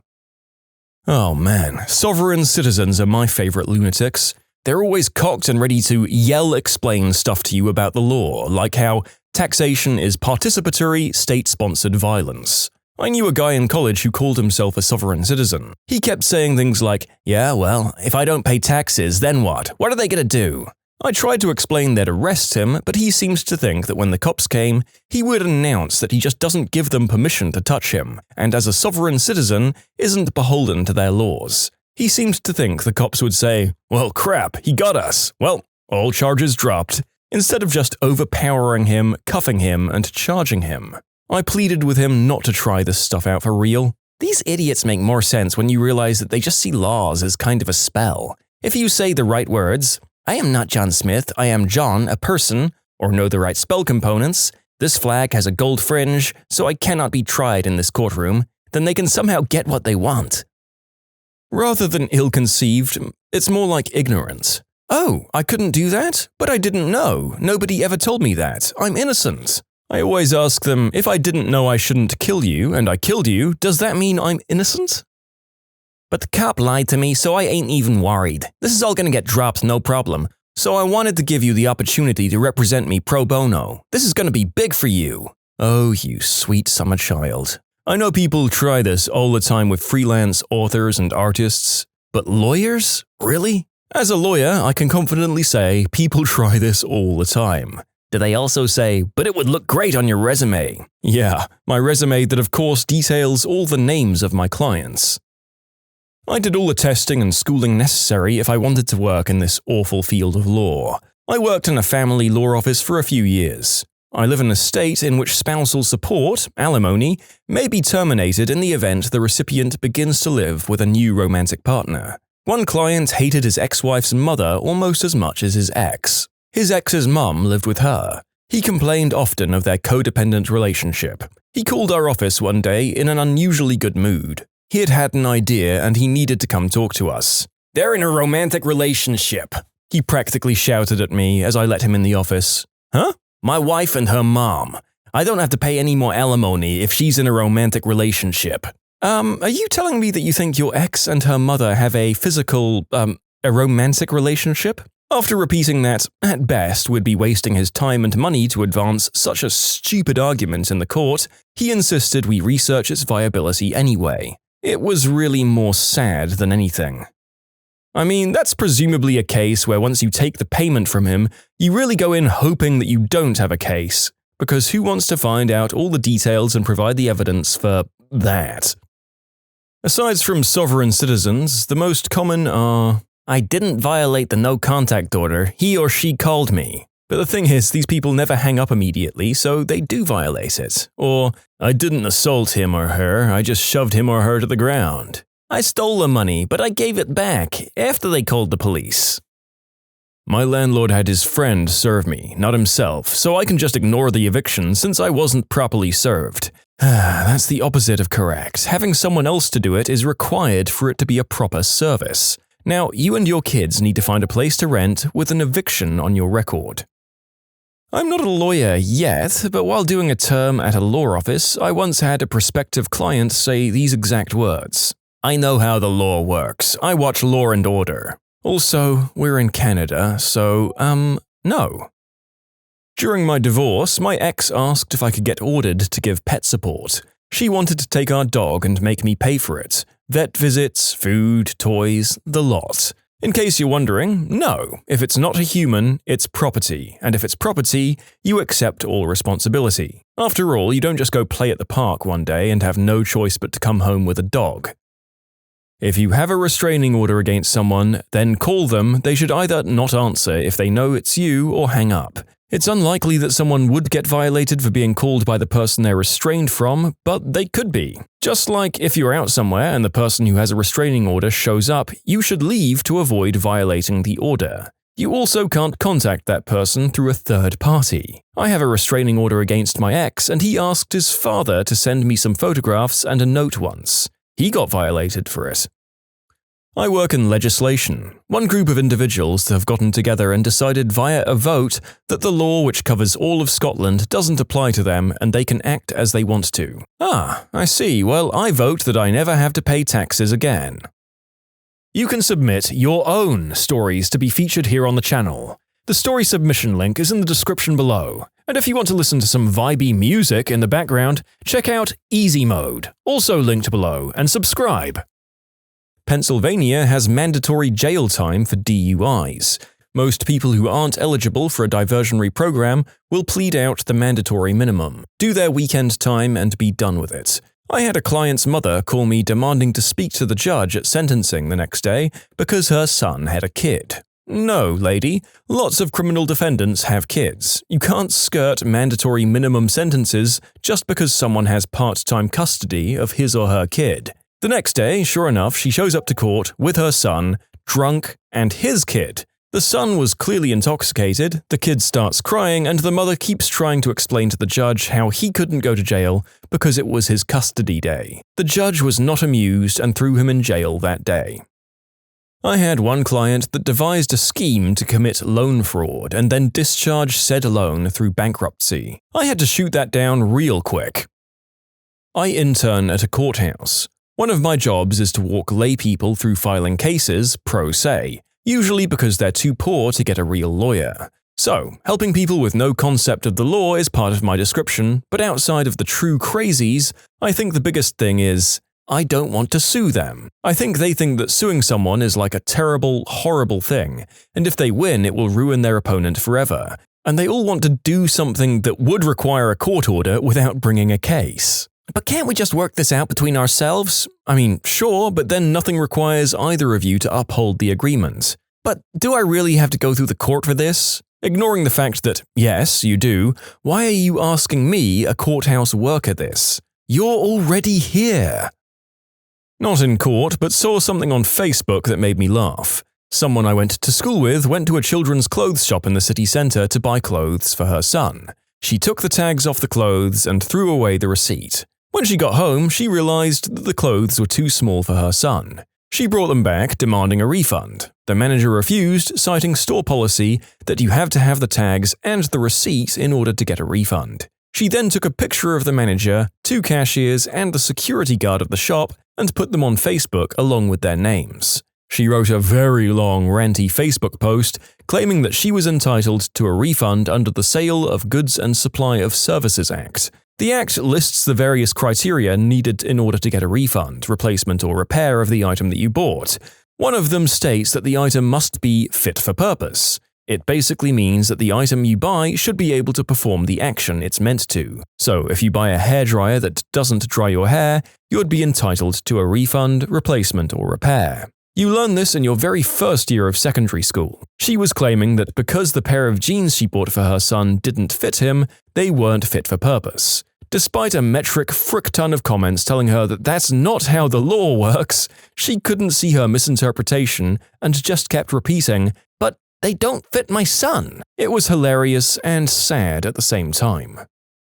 The one thing I will say about this awful woman is that there are stores who will refund you for things that you misjudge the size on, but they do have the option to say no at their discretion. And although there are exceptions, you generally have to keep the receipt. When an idiot like the narrator forgets the receipt, he goes in and is so polite, and that generally works for getting a replacement or, something else from the store at least. Going full Karen is not the way you want to try it. I think the most common example of these people I saw was that people thought that if they got away with breaking the law, at some point the money they were stealing belonged to them. Some kind of squatters' rights corollary? Clever people don't like to think of themselves as criminals. Eventually, they rationalize theft. They underpay me, they owe me this money, it's only fair. But when you return to the sweet arms of virtue and justified, you get careless. Case in point, here's a story I found. I was a prosecutor. Virtually everything that comes into criminal court was a matter of stupidity. It's not like on TV. Criminal masterminds are never caught. If you've got some clever plan to defraud your company, chances are you'll get away with it. For a while. We won't catch you until you get stupid. You get caught when you start believing your own bullcrap. I remember one lady who was helping herself to a bunch of county government money. She'd worked out a good plan and executed it flawlessly. No one casually examining the books would ever detect her theft. So the years, yes, years, went by and she got lazy. I mean, she put so much effort into concealing her theft, and nobody even so much as looked at her books. It was a lot of double-entry drudgery to conceal her peculation. She stopped working so hard at it after a while. Basically, she decided that the money she was taking was her money. They owed her, it was only fair. So she kept on taking money, she didn't just hide it under paperwork anymore. And nothing happened. No one even looked. She was more confident that even if someone did a forensic audit, they'd see the justice of the thing. The county owed her. It was her money. Finally, someone looked. They did see the justice of the thing. She was arrested. That's when I met her. She was furious. To her, it was all so unfair. Here she'd worked so hard to conceal her little peculation habit, and nobody even looked. It's like they didn't look on purpose, to trick her into letting her guard down. What about that, huh? Isn't that some kind of entrapment to trick people into letting their guard down? Why was I picking on her? It's all the fault of those lazy a-holes who didn't check her books when she was taking the time to cover up her theft by pretending it was just bad accounting. If they'd done their jobs and caught her earlier on, there would have been so much less money missing, and she wouldn't have gotten as much trouble. But they didn't even try, and now it's a ton of money. How was that her fault? Life is unfair, I guess. She didn't get a life sentence. I think it was 5 years plus restitution. While I was working in the DA's office, I offered a defendant a plea deal on a low-level traffic offense. The deal would let him keep his license if he agreed to pay off his fines within 3 months. After he agreed and signed it, he asked, "So, do I get a bill later for your services?" I had to tear up the plea deal and explain to him again that I work for the state and I don't represent his interests. Then I had to get him to sign another one. A client of my father once assumed that the judge would go easier on him because he'd already confessed to his priest, and in the end, that's the judgment that matters most. This was for kidnapping and the unspeakable act, by the way.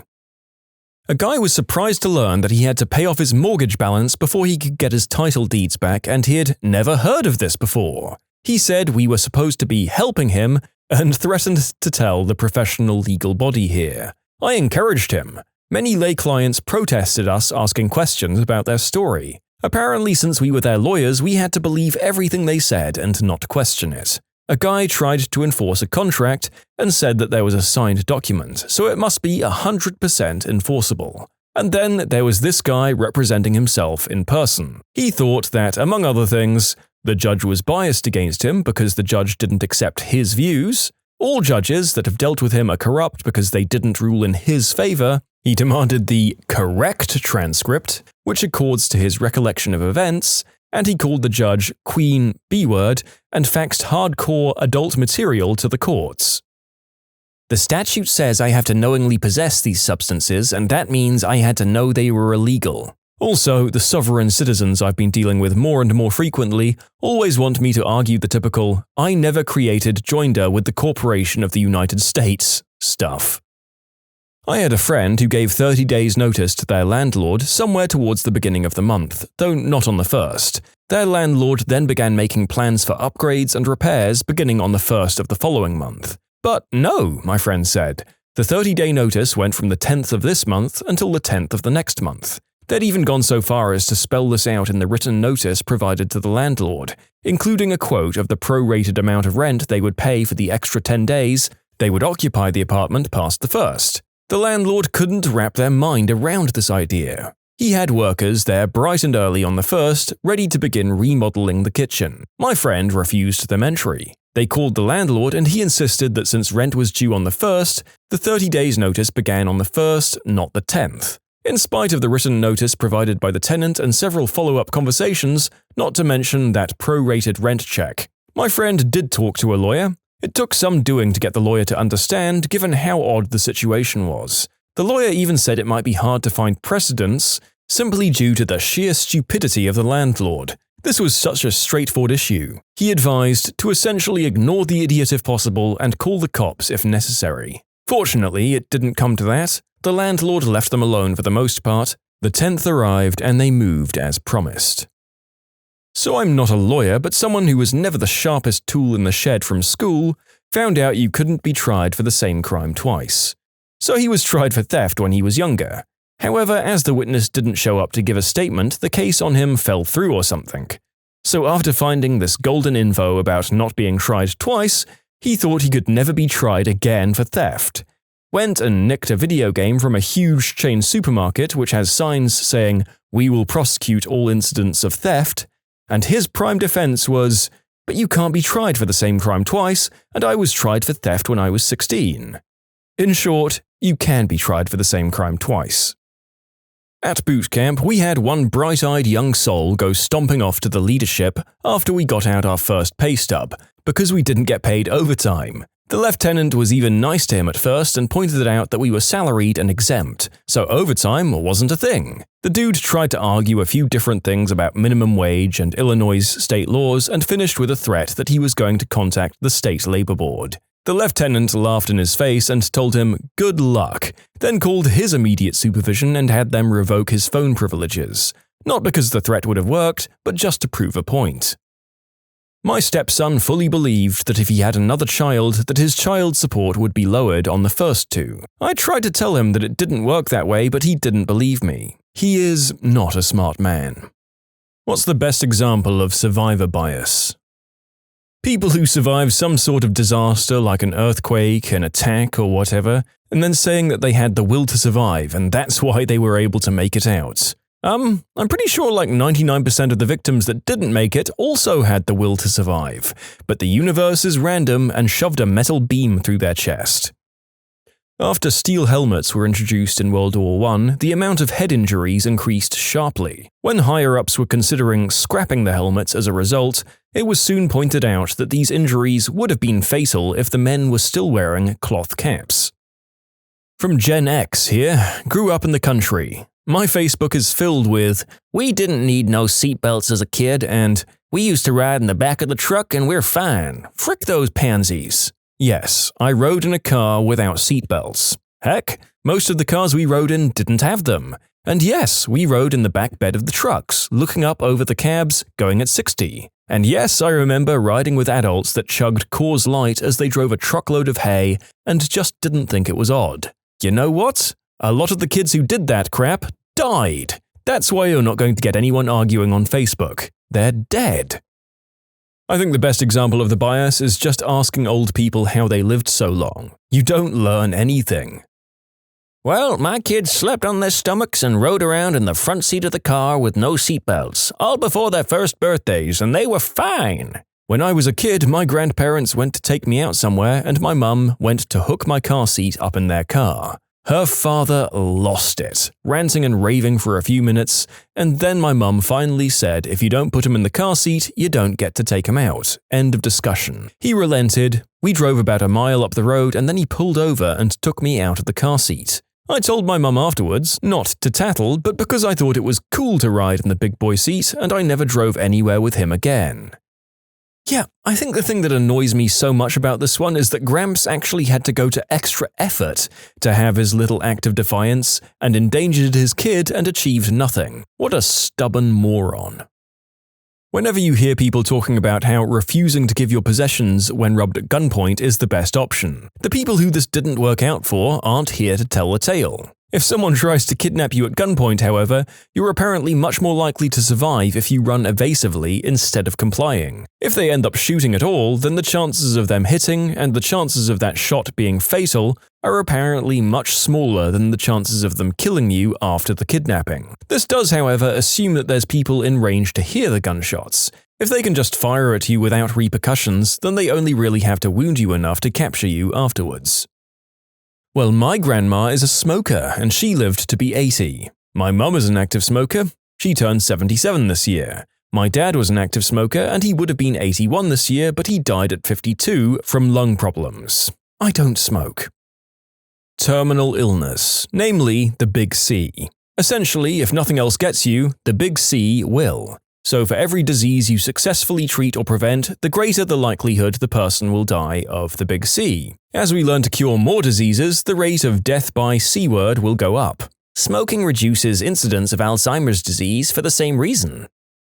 Abraham Wald and the missing bullet holes. In World War II, mathematicians were tasked with how best to armor planes. Since extra plating added weight, they wanted to use as little as possible by analyzing the bullet holes on planes that returned, and only to armor the places that got shot the most. Wald noticed that almost none of the planes they looked at had bullet-type holes in the engine area, and realized that planes that get shot in the engine even once will be destroyed. Since they were only analyzing the planes that came back, nobody else had even considered the planes that didn't make it back. So they just put extra armor around the engines, and the planes were much more resilient. Autism. Nobody ever had autism before vaccines. No, people with autism were just labeled as retarded and locked in the shed. I once got a jar of cherry-flavored jelly beans from a friend as a congratulation gift. She was super thrilled about it and explained that she had seen that I always have a little jar of cherry-flavored jelly beans on my desk, so obviously they were my favorite, and wasn't she clever for figuring it out? I didn't have the heart to explain to her that the reason the jar had a buttload of cherry jelly beans in it isn't because I like them, but because I hate them and they're the only flavor out of the multi-packs that I buy that I won't eat. Similar. I worked in a deli and there were always sesame seed bagels left towards the end of the day. So many. So when I wanted to make a sandwich for the day, I would always use sesame, because I didn't want to take away from the more popular flavors so the customers could have them. My friend noticed and would always bring me the sesame bagels, saying how she knew they were my favorite. I never told her because it was so sweet she was thinking of me. Everyone share this post if you rode in the bed of a truck and turned out fine. Everyone who didn't turn out fine is too dead to say so. Safety equipment. I'm a car guy and a relatively new parent, 3-year-old and a newborn. The amount of older people who say, I was just fine without 20 airbags, or why the heck is he in a rear-facing seat at 2.5? They forget to add the part where they weren't in any car crashes or at most low-speed ones. Just because you made it through fine doesn't mean that improvements aren't needed. All the relationship advice you get, especially on Reddit relationships and things like that, it's all purely anecdotal. Oh, don't worry, honey. I married my significant other after just having dated 3 months, and we're still going strong 8 years later. Follow your heart. Like, okay, good for you, but generally speaking, it's not a good idea to marry someone after 3 months. And you never see the countless stories of people that did that and ended up bad. I never believed in love at first sight until it happened to me. Turned out the guy was a total butthole and I got my heart broken. Not entirely sure if this is the same, but the argument that older furniture, especially mid-century modern, was better than today's. I'm an amateur furniture maker and I've been reading up. I like the Mission style. It became popular in the early 1900s because it was handmade and was better quality than the mass-produced garbage that was becoming commonplace. This was over 100 years ago. We keep going through cycles of the same thing. In college, when I was a junior, in engineering, they brought a couple of people to tell us about their internships and how they got them. They talked for 10 minutes each on their experience and why they recommend it, among other things. And yes, we all know it's good to get an internship, the money, the practical experience, resume booster, contacts, among other things. Neither of these people said a word about how they got it though, which was kind of the point of going to the seminar. So many of us in 2008 and 9 were having trouble finding internships, so I was hoping to get some insight, an avenue I hadn't considered before, that kind of thing. Afterwards, I asked them, "So, can you tell me about how you landed these? Was it career fair, applying online, that kind of thing?" The girl said, "Well, my uncle works at that plant, so…" And the guy said, "My dad knows a guy who worked there, and he recommended me." Damn.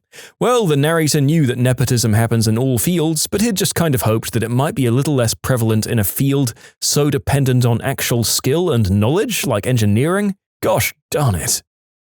Post-traumatic stress disorder. We think it's so common today and that it also used to be so common, but past people just didn't have any awareness of it. And while lack of awareness in the past was one reason it's so much more prevalent today, another reason is that past traumatic things used to just kill people so much more often than they do today. Medical science has enabled so many people to survive horrible events. Now people have PTSD, whereas once they would have just come down with a bad case of dead. All available science shows that expectations of what counts as normal or endurable do make an impact, but yeah. A lot of the idea that Grandpa didn't get no PTSD despite seeing all of his friends die in front of him while fighting Krauts in heavy combat for 3 years, god darn Vietnam syndrome and modern millennial snowflake military telling everyone they're special and broken and entitled. That's all horse crap. Grandpa probably got really messed up and just did his best to hide it. Same with most people now who have the symptoms. And in most historical eras, things that tend to produce PTSD were so common that it just wouldn't have been remarked on at all. Grandpa also lived at a time when it was socially acceptable to have your first drink of the day at like 9 a.m. after you finished your breakfast cigarette. All the music from a given decade is so much better than music nowadays. Well, yeah, because we don't remember the bad music from back then, because it was bad. We don't play it anymore. Only the good music from the past is still played today. However, bad new music is being experienced right now in the present as it's being released. Time has not yet weeded out the bad music from nowadays because it's still nowadays. You ever see a beautiful building from the 1800s and think, wow, houses back then were so much more beautiful and built better than today? That's because all the ugly and poorly built buildings from back then were torn down and made way for newer buildings. In Mexico, they started a few years ago a campaign to report common crimes, and guess what? Crime statistics went up. Who would have thought? Famous people acting like they succeeded just because they worked harder than everyone else and not because of any factor of luck. All the people who worked really hard and still didn't become rock stars would be able to tell you that there's no guarantee of success, but they can't tell you that because they aren't famous. The whole, giving birth has happened for millions of years, it's a natural process and I don't need any medical interventions at all, argument. For millions of years, women and babies have also been dying when giving birth. Yeah. The amount of women and babies that died during births was no joke. Everyone complains about the number of stepmoms in fairy tales, but it was just so common back then that when the first wife died giving birth, you just married another one to help manage the house and kids. In 1850 in Finland, 1,400 out of every 100,000 births resulted in death. Now, it's only 3 out of 100,000, and that's just coming from data that's being collected in the 1800s. There's no telling how many women died previously. You can submit your own stories to be featured here on the channel. The story submission link is in the description below. And if you want to listen to some vibey music in the background, check out easymode, also linked below, and subscribe. You know that early 20s feeling when you don't know what you're doing with your life and have so much riding on your decisions to determine your success 20 years down the road? Yet you look back at your family and friends and wonder how they all had their crap together and were functional, stable families in their 20s? You don't understand how you're struggling so much on the edge of failure, but they were able to do it so easily with very little failure? Yeah, that bias. When people say that ancient civilizations like the Romans or Egyptians were way better at construction than us, a large reason why they think this is survivor bias. You see the ruins of some structures, but not the 99% of all other structures built that didn't last from the time. Not to mention the fact that a lot of those structures, they had unlimited resources to build. Also, we now design things for a certain useful life. A lot of buildings are around 50 years life. This is because it doesn't make sense for a business to invest resources for longer design life.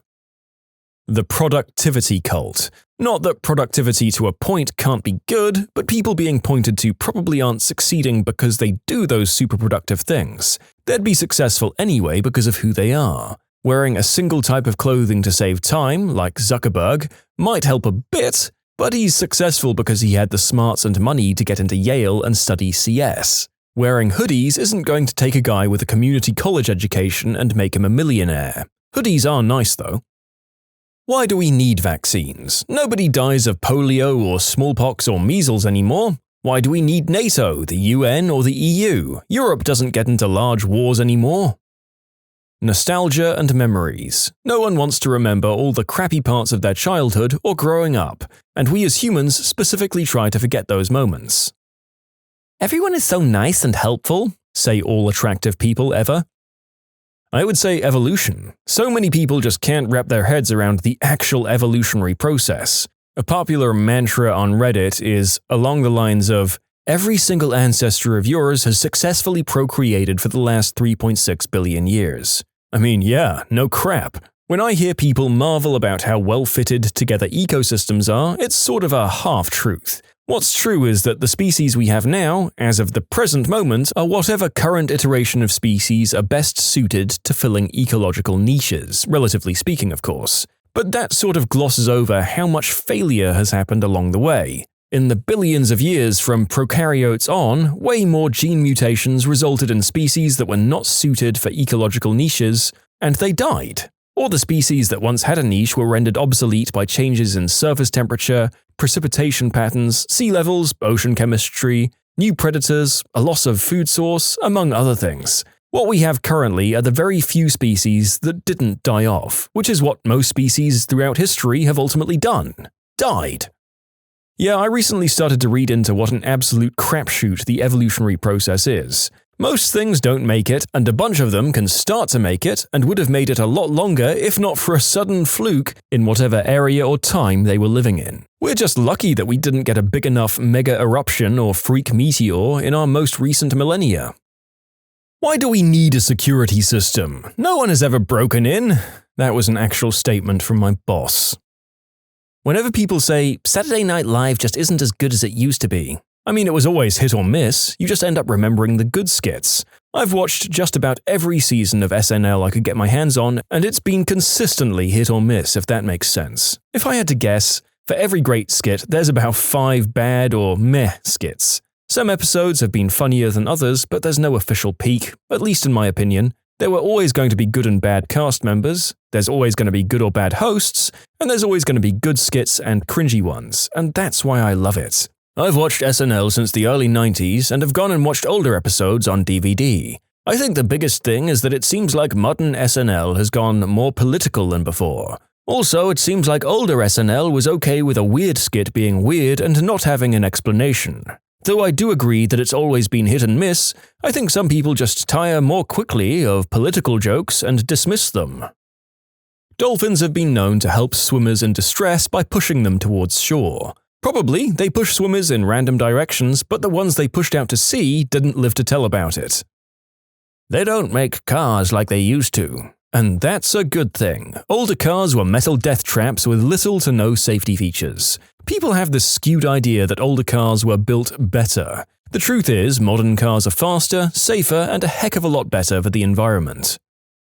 Medical anything: appendicitis, broken bones, irritable bowels, losing or gaining weight, pregnancy, and my favorite, cancer. When I had cancer, my doctor said ABC, and my naturopath said XYZ, and I XYX'd, and I was fine. Yeah, your mole removal really compares to stage 3 colon cancer. Chest cancer is the absolute worst for these kinds of people. Yeah, the saddest part of this is it's actually killing people. My mum saw a patient at a chiropractic office who, when the chiro took an x-ray of his back, noticed a spot on his lung. He went and got it checked out, and sure enough, cancer. It was in such an early stage, he didn't even have symptoms yet. He was 30 years old with a wife and young kid. The fact that he just happened to get an unrelated x-ray should have been the miracle that saved his fricking life. But did the guy listen to his doctor and do the crap he was supposed to be doing? No. He went the homeopathic route, started juicing, and stopped eating meat because apparently they think eating meat causes cancer.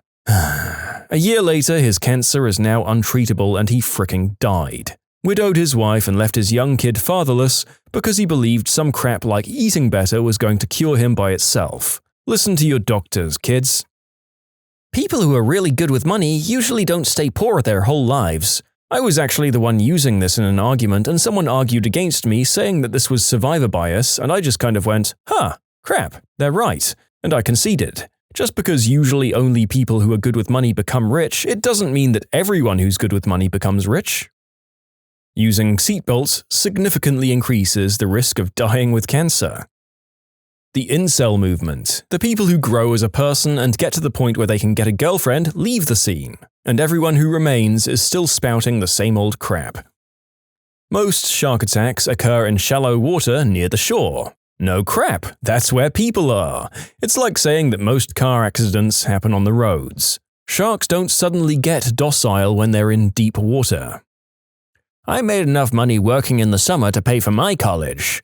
Ugh, I heard that from so many older family members when I was in college and said I needed to take out loans. You look them right in the eye and say thank you for fricking it up for the rest of us. I'm 50 and I remember when I was 12 or 13, a guy who worked construction painting jobs during a summer, and he would literally pay his tuition and spending money for the year. He was 19 or 20 at the time. Cost of attendance today at a public school is $30,000 to $40,000. How in the frick would anyone make that kind of money in 3 months without dealing substances or trafficking working girls? I mean, Jesus, are older people who went to college just that stupid and incompetent in math? Anyone who went to college and says this is a perfect example of how college prepares idiots. I was finally able to graduate at 46, and I'm grateful for the education, but it was one of the most self-destructive things I've ever done financially. Like, empirically stupid. My heart once again goes out to everyone who doesn't live in a country where you get reasonable student loans or even free university. The system is really stacking itself against you guys, or at least against your citizens who aren't born into rich families. I tried talking to my OB-GYN about getting my tubes tied and she instantly refused, saying I should wait until I've already had at least one kid or I hit my mid-30s. I tell her I've never wanted kids and I'm sure of that. She said, I hear too many stories of women who get their tubes tied before having kids and end up coming back regretting their decision and asking for a reversal. That's because you're not going to hear about all the women who don't come back asking for a reversal. It would bother me less if my brother-in-law had to go through the same thing when he went in for a vasectomy at age 25. Music. Most people only remember the hits, not the thousands of duds that accompany each hit. While there's more bland, safe crap out there than ever before, the fact that it's so easy to make incredible music in a huge variety of genres makes me think we're actually in a second golden age of modern music. People will say, my parents hit me and I turned out fine, as a reason to hit their own children. Psychological science is increasingly showing that physical discipline does more harm than good, and just because one person turned out okay doesn't mean we should ignore the scientific evidence saying otherwise. Guys from bad neighborhoods describing their neighborhoods as good ones. For a common person, it's extremely unlikely to get robbed, murdered, or the unspeakable act in a bad district. You can live there for 5 or 10 years without something ever happening to you. It's another story for families. If you move in there with 3 children and your wife, the chance for something happening to one of your family members is likely.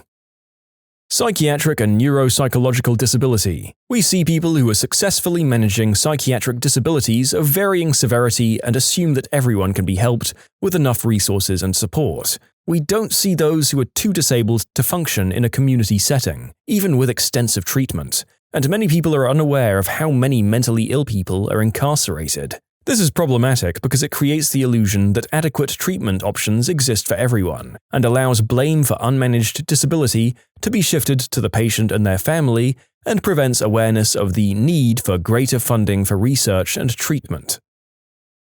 When you subscribe, make sure to hit the bell to turn on notifications. Put the playlist on in the background to finish listening to all the stories, or if you want some vibey music to put on in the background, check out easymode. If you like Am I the Genius, give Am I the Jerk a shot. Everything linked in the description.